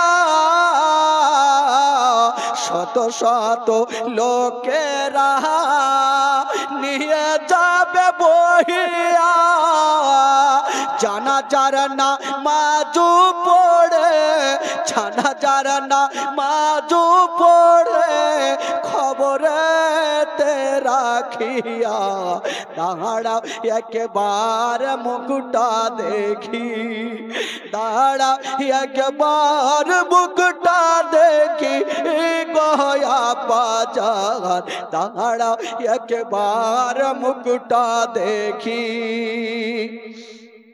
কবরেতে রাখিয়া 3 মুষ্টি মাটি দিয়া, কবরেতে রাখিয়া তিন মুষ্টি মাটি দিয়া শত শত লোকেরা ভয়, শত শত লোকেরা ভয় ছেড়ে যাবে চলিয়া।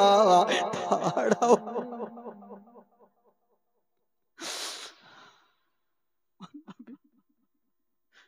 ফাতেমা দুনিয়া থেকে চলে গেছে। শেরে খোদারি বললো একবার খাটলা খানা নামিয়ে দাও, আমার দোনো বেটাকে তার মার চেহারা খানা একবার দেখিয়ে দাও। খাটলা খানা নামিয়েছেন, বাঁধন খানা খুলেছে, দোনো বেটা কানতে কানতে মার চেহারা খানা দেখছেন। মনে হচ্ছে মার ওপরে দোনো বেটা পড়ে যাবে। ওইদিকে জাইনাব উম্মে কুলসুম কানতে কানতে চলে আসলো, আমার মাকে দেখবো। তবে মা গো, যদি কোনো মা ইন্তিকাল করে, বেটি যদি দিল্লি বোম্বাইয়ে থাকে, ওই বেটি জানের পারোয়া করবে না মার একবার চেহারা দেখার জন্য। ওই বেটি উঠতে পড়তে ছুটে আসবে মার চেহারা দেখার জন্য, কারণ বেটিরা সব থেকে বেশি মাকে ভালোবাসে। বাবা গো, জাইনাব উম্মে কুলসুম মাকে দেখছেন, আর যেন সবারই চোখ দিয়ে ঝরঝর করে পানি ঝরছে, সবাই কান্দে। শেরে খোদা আলী বলছে বেটা, আর তোমরা মা মা বলে কান্দিও না, তোমার মাকে নিয়ে যাব। সবাইকে সান্ত্বনা দিয়ে ঘরের মধ্যে রেখে দিয়েছেন বাবা।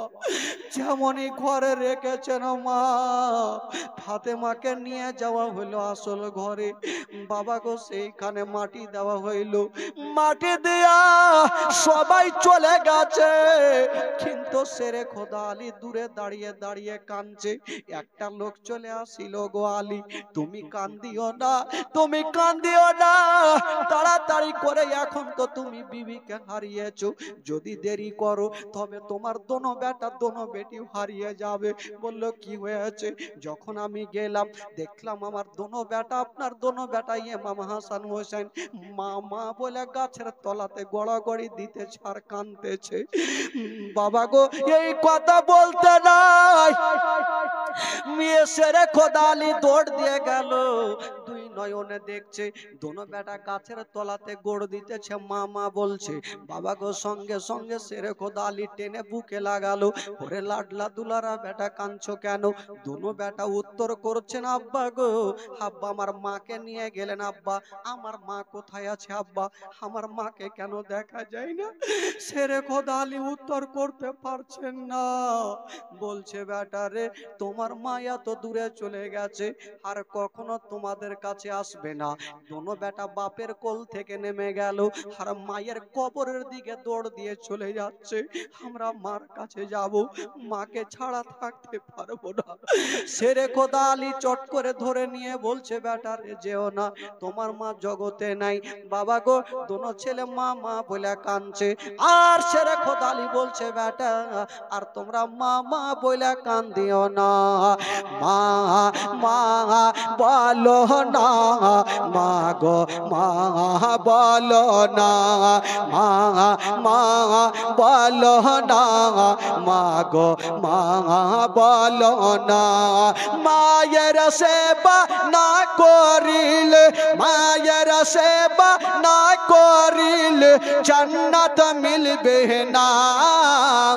মা মা বলো না, মা গো মা বলো না, মা মা বলো না, মা গো মা বলো না। মায়ের সেবা না করিলে নেকি মিলবে না। মা মা বলো না, মা গো মা বলো না, মা মা বলো না, মা গো মা বলো না।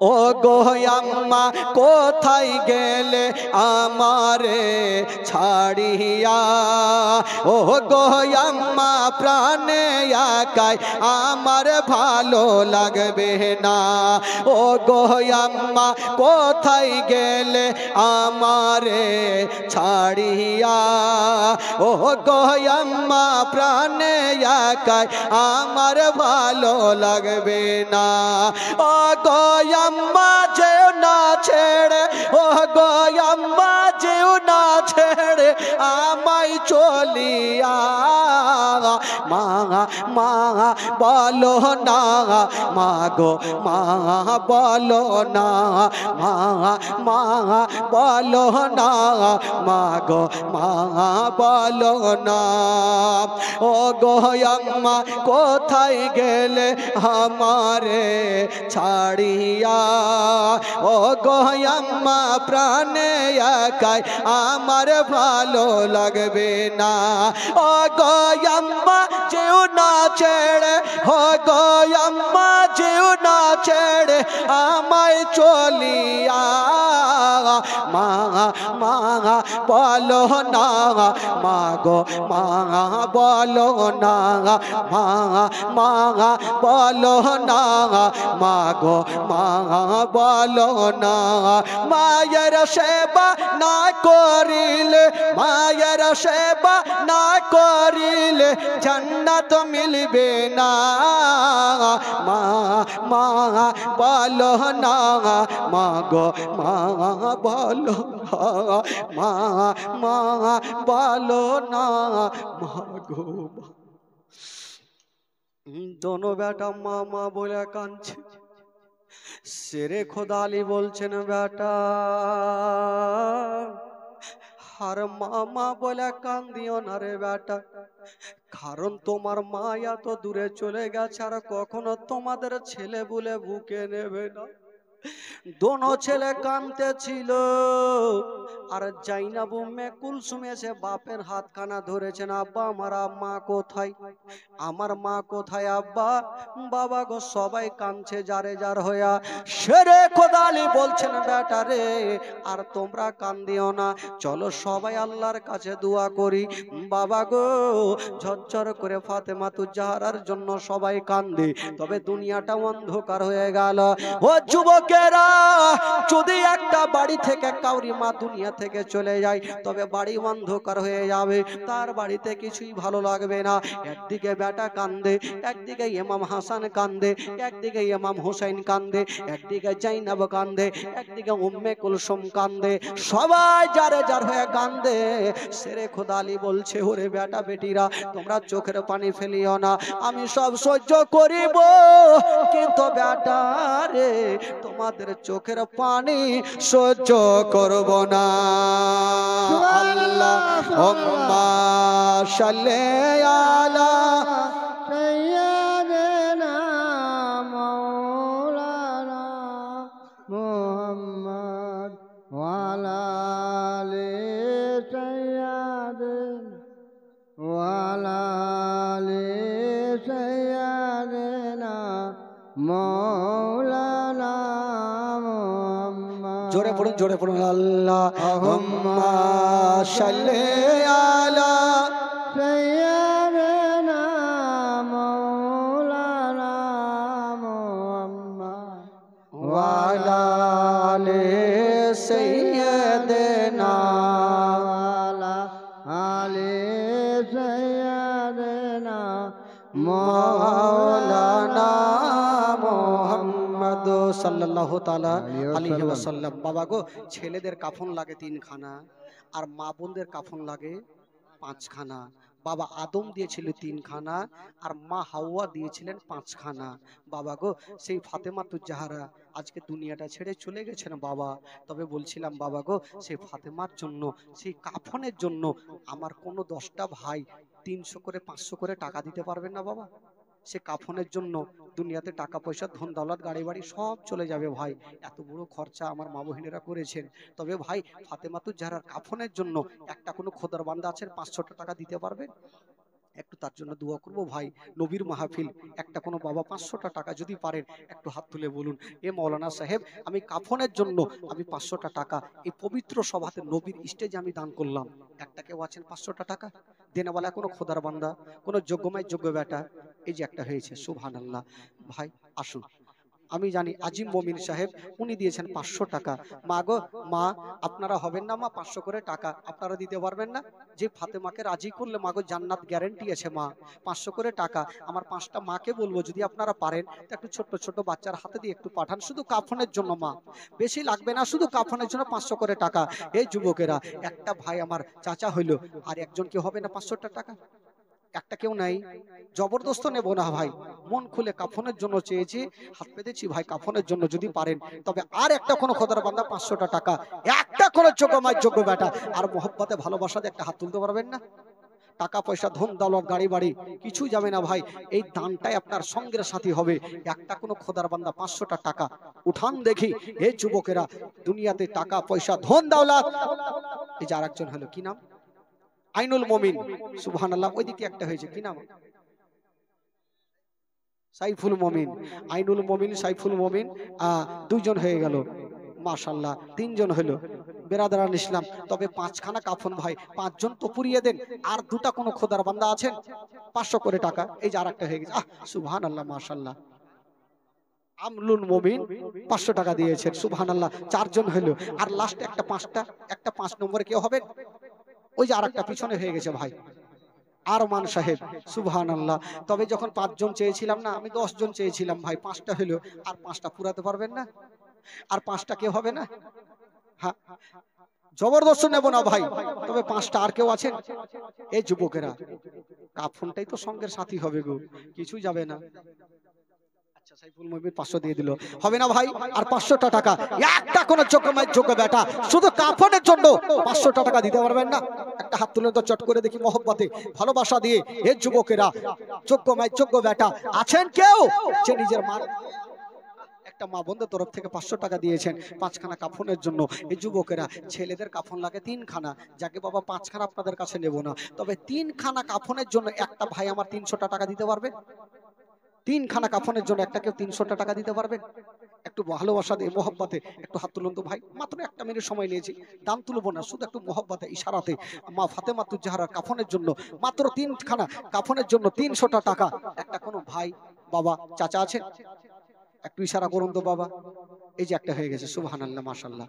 3খানা কাফনের জন্য এই যে একটা ভাই খলিল মমিন 300 টাকা দিয়েছেন। মা গো 500 টাকা একটা মা পাঠিয়েছেন কাফনের জন্য, আর একটা কোনো মা হবে না 500টা টাকা?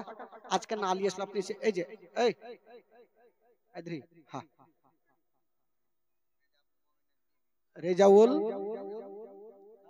রেজাউল মবিনের স্ত্রী, উনি দিয়েছেন 500 টাকা।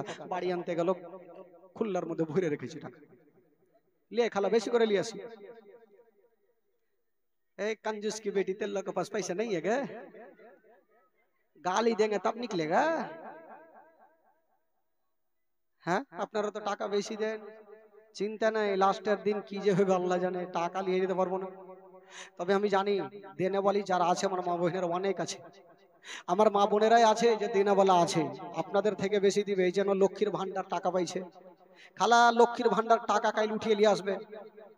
হ্যাঁ, টাকা লাগবে, সুবহানাল্লাহ। টাকা ঢুকে গেছে 1 তারিখে, আজকে 7 তারিখ হয়ে গেল, 8 তারিখ হয়ে গেল, টাকা সব লিয়ে 1 মাসের টাকা 1000 করে দিয়ে দিলে তো বেড়া পার। সবাই নিয়ে চলে আসবেন, নাহলে খালাকে বলবো টাকা বন্ধ হয়ে যাবে। সবাই নিয়ে আসবেন কালকে। তবে মাগো, আর একটা কোনো মা আছেন 5খানা কাফনের জন্য, একটা কোনো মা দিতে পারবেন 500টা টাকা? একটু ইশারা করেন তো খালা। আমি জানি 5টা মার কাছে নেবে, একটা হয়েছে, আর একটা কেউ আছেন? ও মা, খালাগে, মাগে, বুবুগে, দাদিগে, কলিজাগে কেউ নাই? আমার মা বহিনারা দেনাবালি আছে কেউ? 500টা টাকা নেবো মা, একটু মন থেকে প্রাণ থেকে যদি কেউ পারেন একটু দেন। আর কমিটি ভাই একটু ঘুরেন, যদি কোনো মা বহিন পারে তাহলে দিবে ইনশাল্লাহ। তবে আসুন, যিনারা দিয়েছেন একটু তাদের জন্য মন খুলে প্রাণ খুলে আগে দোয়া করি, তারপরে ইনশাআল্লাহ আজিজ আপনারা দিয়েছেন, তারপরে কি ঘটনা ঘটছে সেই ঘটনাগুলো আপনাদেরকে শোনাবো ভাই। কারণ 2 ঘন্টা হয়ে গেল, এবার তো ছাড়তে হবে, 11:30 পর্যন্ত বলবো ইনশাল্লাহ। আল্লাহ যদি বলে 11:30 পর্যন্ত, হয়েই তো গেল 11:30। দেখতে দেখতে 11:30 হয়ে গেল। আমি জানি 2 ঘন্টার বেশি বলা হইবে না ভাই, কারণ 5 দিনের জীবনী। আপনাদের কাছে 5 দিনের না, আমার কাছে মোটামুটি 25 দিনের। তবে যাকে বন্ধুগণ বাবা যারা দিয়েছেন, একটু মন খুলে প্রাণ খুলে একটু দোয়া করে নি, মন থেকে প্রাণ থেকে আপনারা সকলে হাত তুলে একটু দোয়া করেন। আল্লাহু আমিন। রব্বুল আলামিন মাওলা, এই পবিত্র সভাতে বসে মাওলা গো, কেউ 500 টাকা 10 20 50 যা কিছু পেরেছে দান করেছেন। আল্লাহ আল্লাহ যে আশা নিয়ে দান করেছেন মাওলা, প্রত্যেকের দানকে তুমি কবুল করে নাও রব্বুল আলামিন মাওলা গো। যিনারা দান করেছেন মাওলা, তাদের বাড়িতে রোজি রোজগার আল্লাহ তুমি বরকত দান দাও মাওলা। আল্লাহ তাদের আত্মীয় স্বজন যদি চলে গিয়ে থাকে মাওলা, প্রত্যেককে তুমি জান্নাতবাসী করে দাও রব্বুল আলামিন মাওলা গো। জানি না মাওলা, আজকের এই পবিত্র সভাতে আমার ভাই বাবাজিরা সন্ধ্যা থেকে নিয়ে পর্যন্ত বসে আছেন মাওলা, আল্লাহ তুমি প্রত্যেকের হাজিরিকে তুমি কবুল করে নাও রব্বুল আলামিন মাওলা গো। যারা যারা বসে আছেন মাওলা, আল্লাহ গো শেষ পর্যন্ত আমার ভাই বাবাজিদেরকে পবিত্র সভাতে বসার তুমি তৌফিক দান করো। সুবহান রাব্বিকা রাব্বিল ইজ্জাতি আম্মা ইয়াসিফুন ওয়া সালামুন আলাল মুরসালিন আলহামদুলিল্লাহি রাব্বিল আলামিন। আমিন আমিন আমিন। বাকে লা ইলাহা ইল্লাল্লাহ মুহাম্মাদুর রাসূলুল্লাহ সাল্লাল্লাহু আলাইহি ওয়াসাল্লাম। আল্লাহুম্মা সাল্লি আলা سيدنا مولانا محمد وعلى آل سيدنا وعلى آل سيدنا مولانا محمد সাল্লাল্লাহু তাআলা আলাইহি ওয়াসাল্লাম। এই যে একটা ছোট্ট ভাই 500 টাকা আইনুল মোমিন দিয়েছিল, ওটা দিয়ে দিলেন। সুবহানাল্লাহ মাশাআল্লাহ। দান আপনারা লাস্টে করিয়েন, ভাইকে বক্তব্য শুনুন, কারণ জীবনীর জন্য আমাকে ডেকেছেন, শুধু জীবনী শোনার জন্য। তবে শোনাবো ভাই, মন থেকে প্রাণ থেকে শোনাবো। তবে একটু শুধু আপনাদের মহব্বত ভালোবাসা দিয়ে একটু দেখে নি। তবে কতবার বলতে বলতে কুণ্ঠে যে পাইছে, কেমন করে উঠে ফের ওঠে যে বসে গেছে, সব ওঠে যে লম্বা হয়ে খাইতে যে পাইছে না, কি পাইছে আল্লাহই জানে। इधर आना हो, इधर बैठना हो काका, आना हो इधर आ, कहे कंजूसी करो ओ भाई। আসো সোনা ভাই রে, ওখানে বসে হইবে রে ভাই, এদিকে চলে আসো, ফাঁকাটাই বসো। এর আগে দেখেন তো কাঞ্জুসের বেটি কত সুন্দর বসে আছে, হ্যাঁ কত আরাম ফারাম বসে আছে। তো একটু চলুন তো ভাই, একটা উর্দু ছোট্ট করে 2টা লাইন বলি, আপনারা মন দিয়ে আমার সাথে বলুন, ইমান তাজা হবে। জোরে সোরে আমার সাথে বলুন। नूर वाला आया है, नूर लेकर आया है, नूर वाला आया है, नूर लेकर आया है सारे आलम में ये देखो कैसा नूर छाया है। अस्सलातो सलाम अलैका या रसूल अल्लाह, अस्सलातो अस्सलामु अलैका या हबीब अल्लाह, अस्सलातो सलाम अलैका या रसूल अल्लाह, अस्सलातु अस्सलामु अलैका या খোদার কসম কেউ চুপ করে থাকবে না, গোটা মাজমা বলবেন। যদি বলাতে গুনাহ হয় আমাকে দেবেন, মারুতিতে ভরবো, গুনাহটি বাড়ি নিয়ে চলে যাবো। নেকি যদি হয় আপনারা ভাগ চুপ করে বেটে নিয়ে নাতুনি করে বলুন দেখি। নূর ওয়ালা আয়া হে, নূর नूर वाला आया गे, नूर सारे आलम में ये देखो अस्सलातो अस्सलामु अलैका या रसूल अल्लाह। ओ तेरे नस्ले पाक में ये बच्चा बच्चा नूर का, तेरे नस्ले पाक में ये बच्चा बच्चा नूर का, तू है आईने नूर, तेरा सब घराना नूर का, नूर नूर नूर वाला आया है नूर लेकर नूर वाला सारे आलम में ये देखो अस्सलातो अस्सलातो সামনেটি পড়ছে পিছনটি পড়ছে পিছনটি কহে না এই বলে হবে না ভাই আচ্ছা এই বাচ্চা কাচ্চাগুলা তোমরা বলিও না ভাই ওইটিকে দেখছে খুঁটির ওপারে দেখছে আপনারা বলছেন কি বলছেন না দেখি আপনাদের ঈমান তাজা আছে কি নাই বলুন আপনারা স্টেজে কেউ বলবে না नूर वाला आया है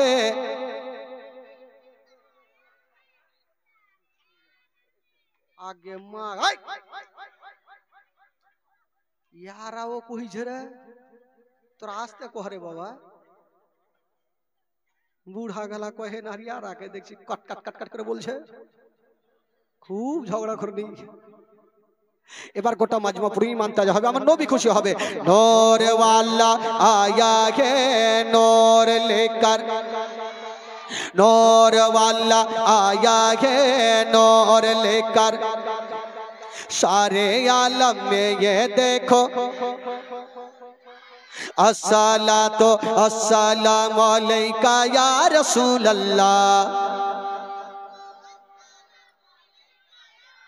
ओ जब तलक ये चांद तारे झिलमिलाते जाएंगे जब तलक ये चांद तारे झिलमिलाते जाएंगे तब तलक जश्न विलादत हम मनाते जाएंगे नूर नूर वाला आया है नूर लेकर नूर वाला आया है नूर लेकर सारे आलम में ये देखो अस्सलातो अस्सलामु अलैका या रसूल अल्लाह सरकार की आमद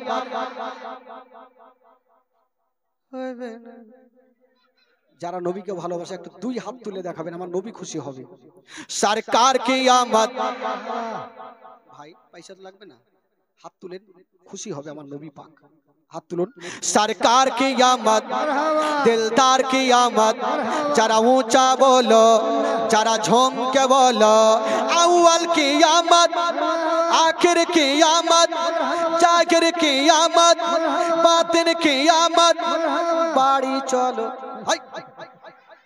सब दिके কইলে হবে সুর ধরলিছেন যে লাগছে সবিতে সুর ধরতে হয় না ভাই হইলো যাকে বন্ধুগণ বাবাজি একবার মহব্বতে বলে দিন সুবহানাল্লাহ সুবহানাল্লাহ আরো জোরে বলুন সুবহানাল্লাহ বাবা গো এবার আসুন জীবনের দিকে আসুন ইমাম হাসান হোসেন বড় হলো বিয়ে হলো তবে ভাই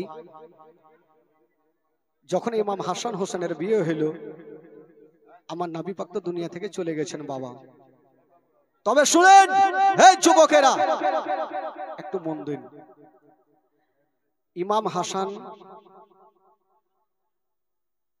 বাবা গো ইমাম হাসানকে বিষ কি করে দিয়েছিল কারা দিয়েছিল আপনারা ঝারনিতে শুনেছেন আপনারা কারবালার মহরম কি বলে ওই যে ঝারনিতে বলে না যে কে বিষ দিয়েছে না দিয়েছে এটা নাম ডাইরেক্ট বলছে আজকে শুনেন বলে যাবেন কে বিষ দিয়েছিল বেরাদার বন্ধুগণ একজন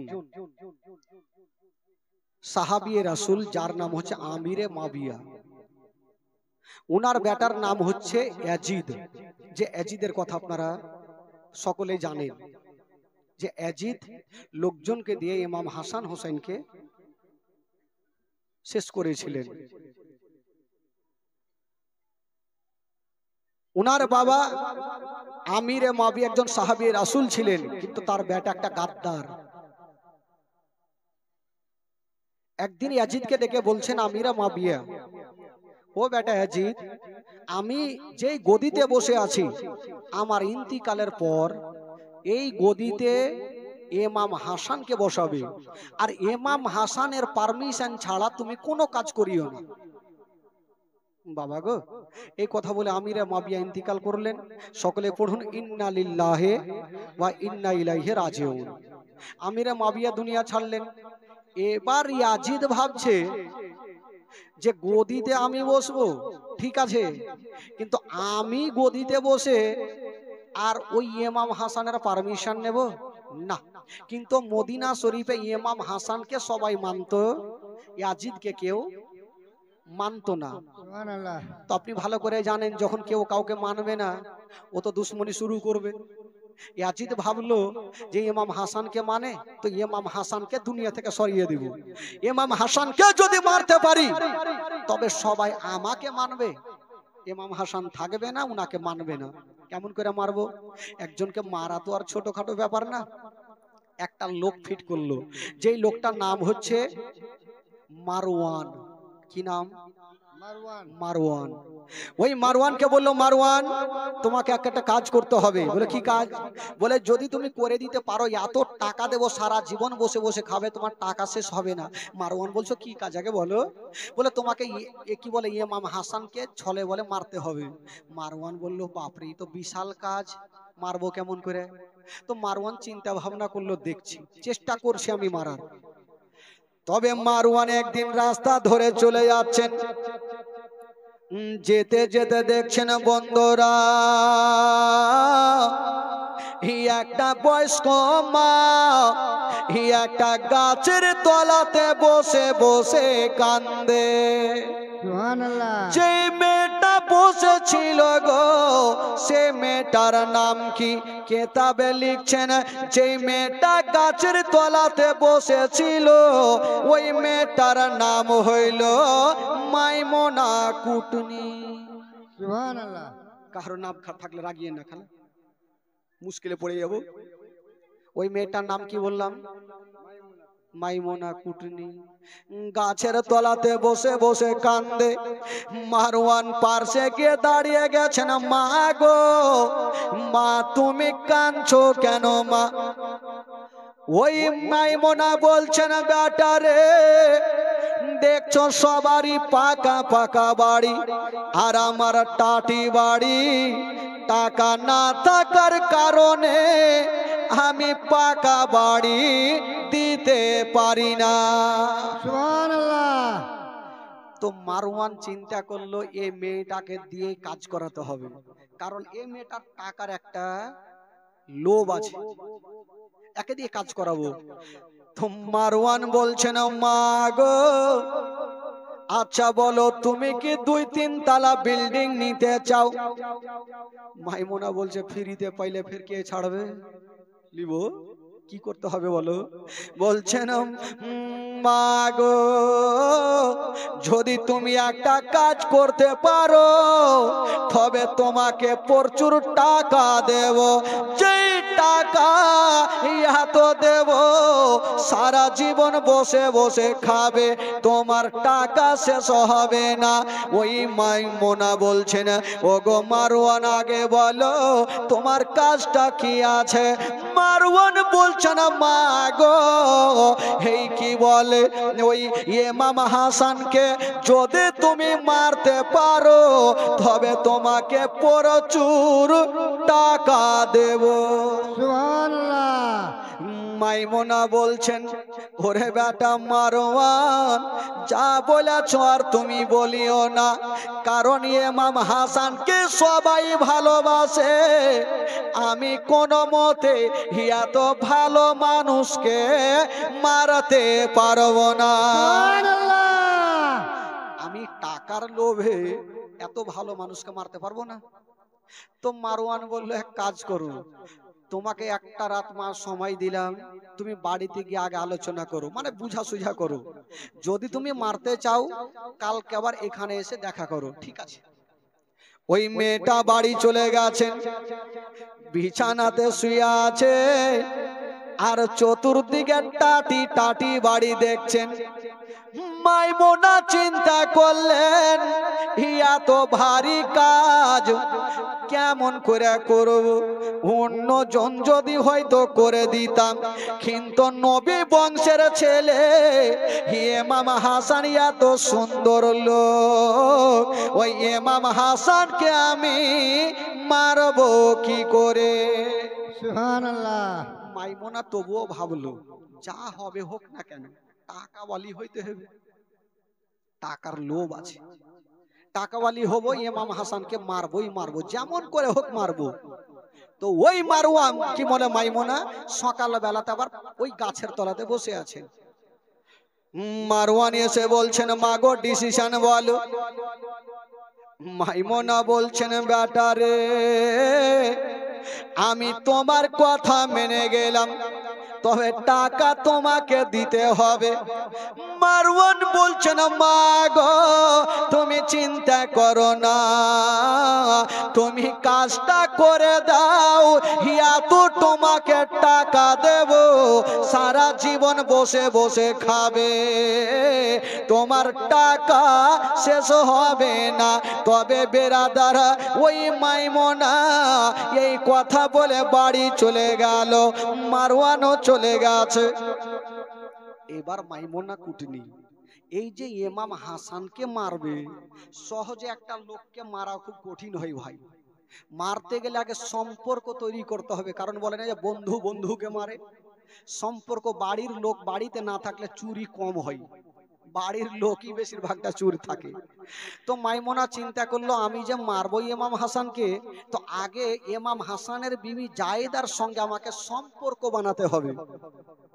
একদিন ওই মাইমুনা দেখছেন ইমাম হাসান বাড়ি থেকে বাইরে গেল, আর মাইমুনা একদম ভিতরে ঢুকে গেল। জায়েদা, জায়েদা চিন্তা করছে মেয়েটাকে চিনহি না, জানি না, আমার নাম বা কেন ধরে ডাকছি। বললো কে আছেন গো? বলে আমি তোমার মাসি, তুমি চিনতে না পারো, তোমার স্বামী আমাকে ভালো করে চিনে। তো কুটুম যখন বাড়িতে আসবে তো বসতে জায়গা দিতেই হবে। এই যে সম্পর্ক তৈরি করছে ও, যে জায়েদার সঙ্গে সম্পর্ক তৈরি করলে আমি পারবো মারতে। তো বাড়ি গেছে, তো জিজ্ঞাসা করছে হ্যাঁ গো তোমার স্বামী কোথায়? তো ও কিন্তু মাইমুনা দেখলো একটু আগে বাড়ির বাইরে গেছে, তাও জিজ্ঞাসা করছে তোমার স্বামী কোথায়? বলে না একটু কোথায় গেল।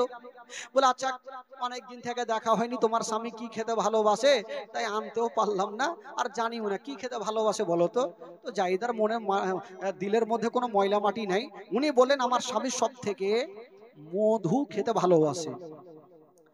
যেমন এই কথা বলে দিয়েছেন মাইমুনা বেরিয়ে গেল। মারওয়ানকে বলছেন ওগো মারওয়ান, ইমাম হাসান মধু খেতে ভালোবাসে, বাবা গো এবার মধু নিয়ে আসা হইল। আর যেমনই মধু নিয়ে আসা হয়েছে বাবা, ওই মধুতে এমন এক ধরনের বিষ মিশিয়ে দেওয়া হইল। বাবা গো যেমনই বিষ মিশিয়ে দিয়েছেন ওই মধুর রং হয় লাল, এমন বিষ দিয়েছেন বাবা ওই মধুখানা জামের মতো কালো হয়ে গেল। মারওয়ান মাইমুনা বলছেন ওগো মারওয়ান, যদি জায়েদা জিজ্ঞাসা করে মধুর রং হয় লাল, কালো কেন হইল, তখন আমি কি বলবো? তখন মারওয়ান বলছেন মা গো যদি তোমাকে প্রশ্ন করে মধুর রং হয় লাল, কালো কেন হইল, তুমি বলবে এটা হলো বিদেশি মধু, বিদেশি মধুর রং হয় লাল কালো। বাবা গো এই কথা বলে দিয়া মাইমুনা মধুখানা নিয়া বিষখানা নিয়া চতুর্দিকে ঘুরতেছিল বাবা, কখন ঘরে ঢুকবে।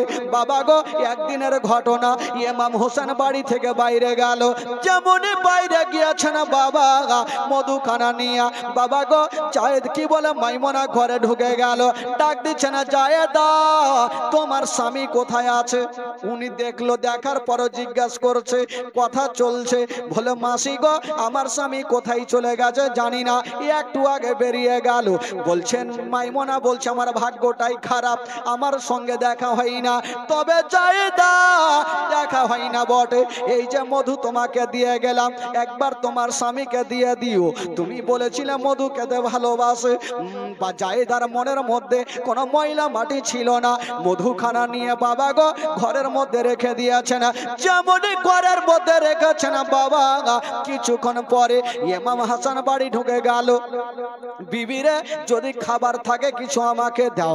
যেমন এই কথা বলতে নাই, জায়দা ভাবছেন খাবার দেরি হবে, মাসির দিয়েও যাওয়া মধুখানা নিয়ে ইমাম হাসানের সামনে রেখে দিয়েছেন। ইমাম হাসান কোনো প্রশ্ন করলেন না। বাবা গো আঙুলটা লাগায়া যেমনই একটু মধু দিয়েছেন মুখে, পেটের মধ্যে চলে গেছে। যেমনই মুখ বিষখানা পেটের মধ্যে যেতে নাই, বাবা গো কলেজা জ্বলতে আরম্ভ করে দিল। ঝরঝর করে কানতে কানতে মাটিতে পড়ে গেল। বলতে লাগলো, বিবি রে তুমি আমাকে মধু দিয়েছো না বিষ দিয়েছো? বলছে, স্বামী গো আমি জানি না, মাসি দিয়ে গেছে তাই আপনার কাছে হাজির করেছি। ইমাম হাসান কাটা মুরগির মতো যেন জমিনে গড়াগড়ি দিতেছে। বাবা গো ওই জায়দা স্বামীকে বুকখানে জড়িয়ে ধরেছেন। ইমাম হাসান বলছেন, বিবি রে আমার বিষখানা অতক্ষণ পর্যন্ত পানি হবে না, তাড়াতাড়ি করো, আমাকে আমার নানারাও মোবারকাতে নিয়ে চলো। জায়দা কি বলে ইমাম হাসানকে বুকখানে জড়িয়ে ধরে আস্তে আস্তে করে নবীরাও যাতে নিয়ে গেল। যেমনই যেতে নাই বাবা গো ইমাম হাসান বিসমিল্লাহ বলে নানারাও মোবারকা হাতখানা দিয়েছেন। যেমনই হাতখানা দিয়েছেন বাবা, সঙ্গে সঙ্গে ওই বিষখানা পানি হয়ে গেল। সুবহানাল্লাহ, সুবহানাল্লাহ, জোরে বলুন সুবহানাল্লাহ। ওই বিষখানা পানি হয়ে গেল। ইমাম হাসান একদম টনটন করছে, বিষের আসার কিছুই নেই। মাইমোনা দূর থেকে দেখতেছিল, এত কষ্ট করে বিষ দিলাম কিছুই হইল না। মারওয়ানকে গিয়ে বলছে, মারওয়ান তুমি বিষ দিয়েছো না পানি দিয়েছো, তোমার বিষে কাজ করলো না। মারওয়ান বলছেন, মা গো এবার তোমাকে একখানা বিষ দেব, এবার তুমি দিয়ে চলে আসবে। বলল, কিসে দেব? এবার কয়েকটা খেজুর নিয়ে আসা হইল, ওই খেজুরে আবার বিষ মিশিয়ে দিল। বাবা গো ওই কালো কি বলে ওই লাল খেজুর খানা কালো হয়ে গেল, জামের মতো কালো হয়ে গেছে। বলে খেজুর খানা দিয়ে আসো। আবার ওই মাইমোনা খেজুর খানা নিয়ে বাবা গো আবার ঘরে ঢুকে গেছে। জায়েদাকে দিয়ে দিল, জায়েদা এই যে খেজুর খানা নিয়ে নাও। তো জায়েদা জিজ্ঞাসা করছেন, মাসি গো সেদিন আপনি মধু দিয়ে গেছেন, খাওয়ার পর আমার স্বামী খারাপ হয়ে গেছিল বলে জানি না, ওটা হয়তো বিদেশি মধু হতে পারে, হতে পারে জানি না কি হতে পারে। কুটনার বুদ্ধি কিন্তু বেশি হয়, গিরহে গিরহে বুদ্ধি হয়। যারা কুটনামু করে তাদের দেখবেন গিরহে গিরহেতে চারিদিকে বুদ্ধি হয়। হ্যাঁ, বলছে হইতে পারে ওটা বিদেশি মধু, তো তোমার স্বামীর শরীরে স্যুট করছে না, তার জন্য খেজুর খানা নিয়ে আসলাম, খাইয়ে দিয়ে টনটনে হয়ে যাবে। ঠিক বাবা খেজুরখানা রেখে গেলেন। আবার ইমাম হাসান বাড়ি ঢুকলেন, যেমনই বলছেন বিবি খাবার দাও, আবার ওই জায়দা দেরি করলেন না, আবার একখানা ওই খেজুরখানা নিয়েছেন, খেজুরখানা দিয়েছেন, স্বামী গো খেজুরখানা খানা। এবার খেজুরখানা যেমনই খেয়েছেন বাবা, আবার কলেজা জ্বলতে আরম্ভ করে দিল। বলছেন, বিবি রে জানি না কে এমন বিষ মিশিয়ে দিয়েছে, মনে হয় খেজুরে বিষ হয়ে গেছে রে, আমার কলেজা জ্বলছে, আমাকে নিয়ে চলো। বাবা গো এবার সঙ্গে সঙ্গে জাহিদা বুকখানে ভরে নিয়ে ইমাম হাসানকে নিয়ে গেল। আবার নানা রাউচা মোবারকে হাতখানা দিয়েছেন বাবা, যেমনই হাত দিতে নাই সঙ্গে সঙ্গে ওই বিষখানা পানি হয়ে গেল। সুবহানাল্লাহ, সুবহানাল্লাহ, আল্লাহু আকবার। ইয়া আলী জিন্দাবাদ, জিন্দাবাদ, জিন্দাবাদ। বেশ কয়েকবার বিষ দিয়েছে, 5 থেকে 7 বার বিষ দেওয়া হয়েছে। কখনো মধুর সঙ্গে, কখনো কি বলে খেজুরের সাথে, কখনো পায়েসের সাথে, কখনো ক্ষীরের সাথে। প্রত্যেকবার বিষ পান করে, নানা রওজাতে যাই, বিষখানা পানি হয়ে যায়, কোনো কাজ হয় না। তবে একবার লাস্টের সময় বিষ দিয়েছিল, যে বিষটা খাওয়ার পর উঠে দাঁড়াতেও পারেনি, নানা রওজাতে যেতে পারেনি। যে বিষটা দেওয়া হয়েছিল সে বিষটার নাম কি গো? যে বিষটা খাওয়ার পর নানা রওজা মোবারকাতে যেতে পারেনি, যে বিষটা খাওয়ার পর দুনিয়া থেকে বিদায় নিয়েছিলেন, সে বিষটার নাম আপনারা বলতে পারবেন?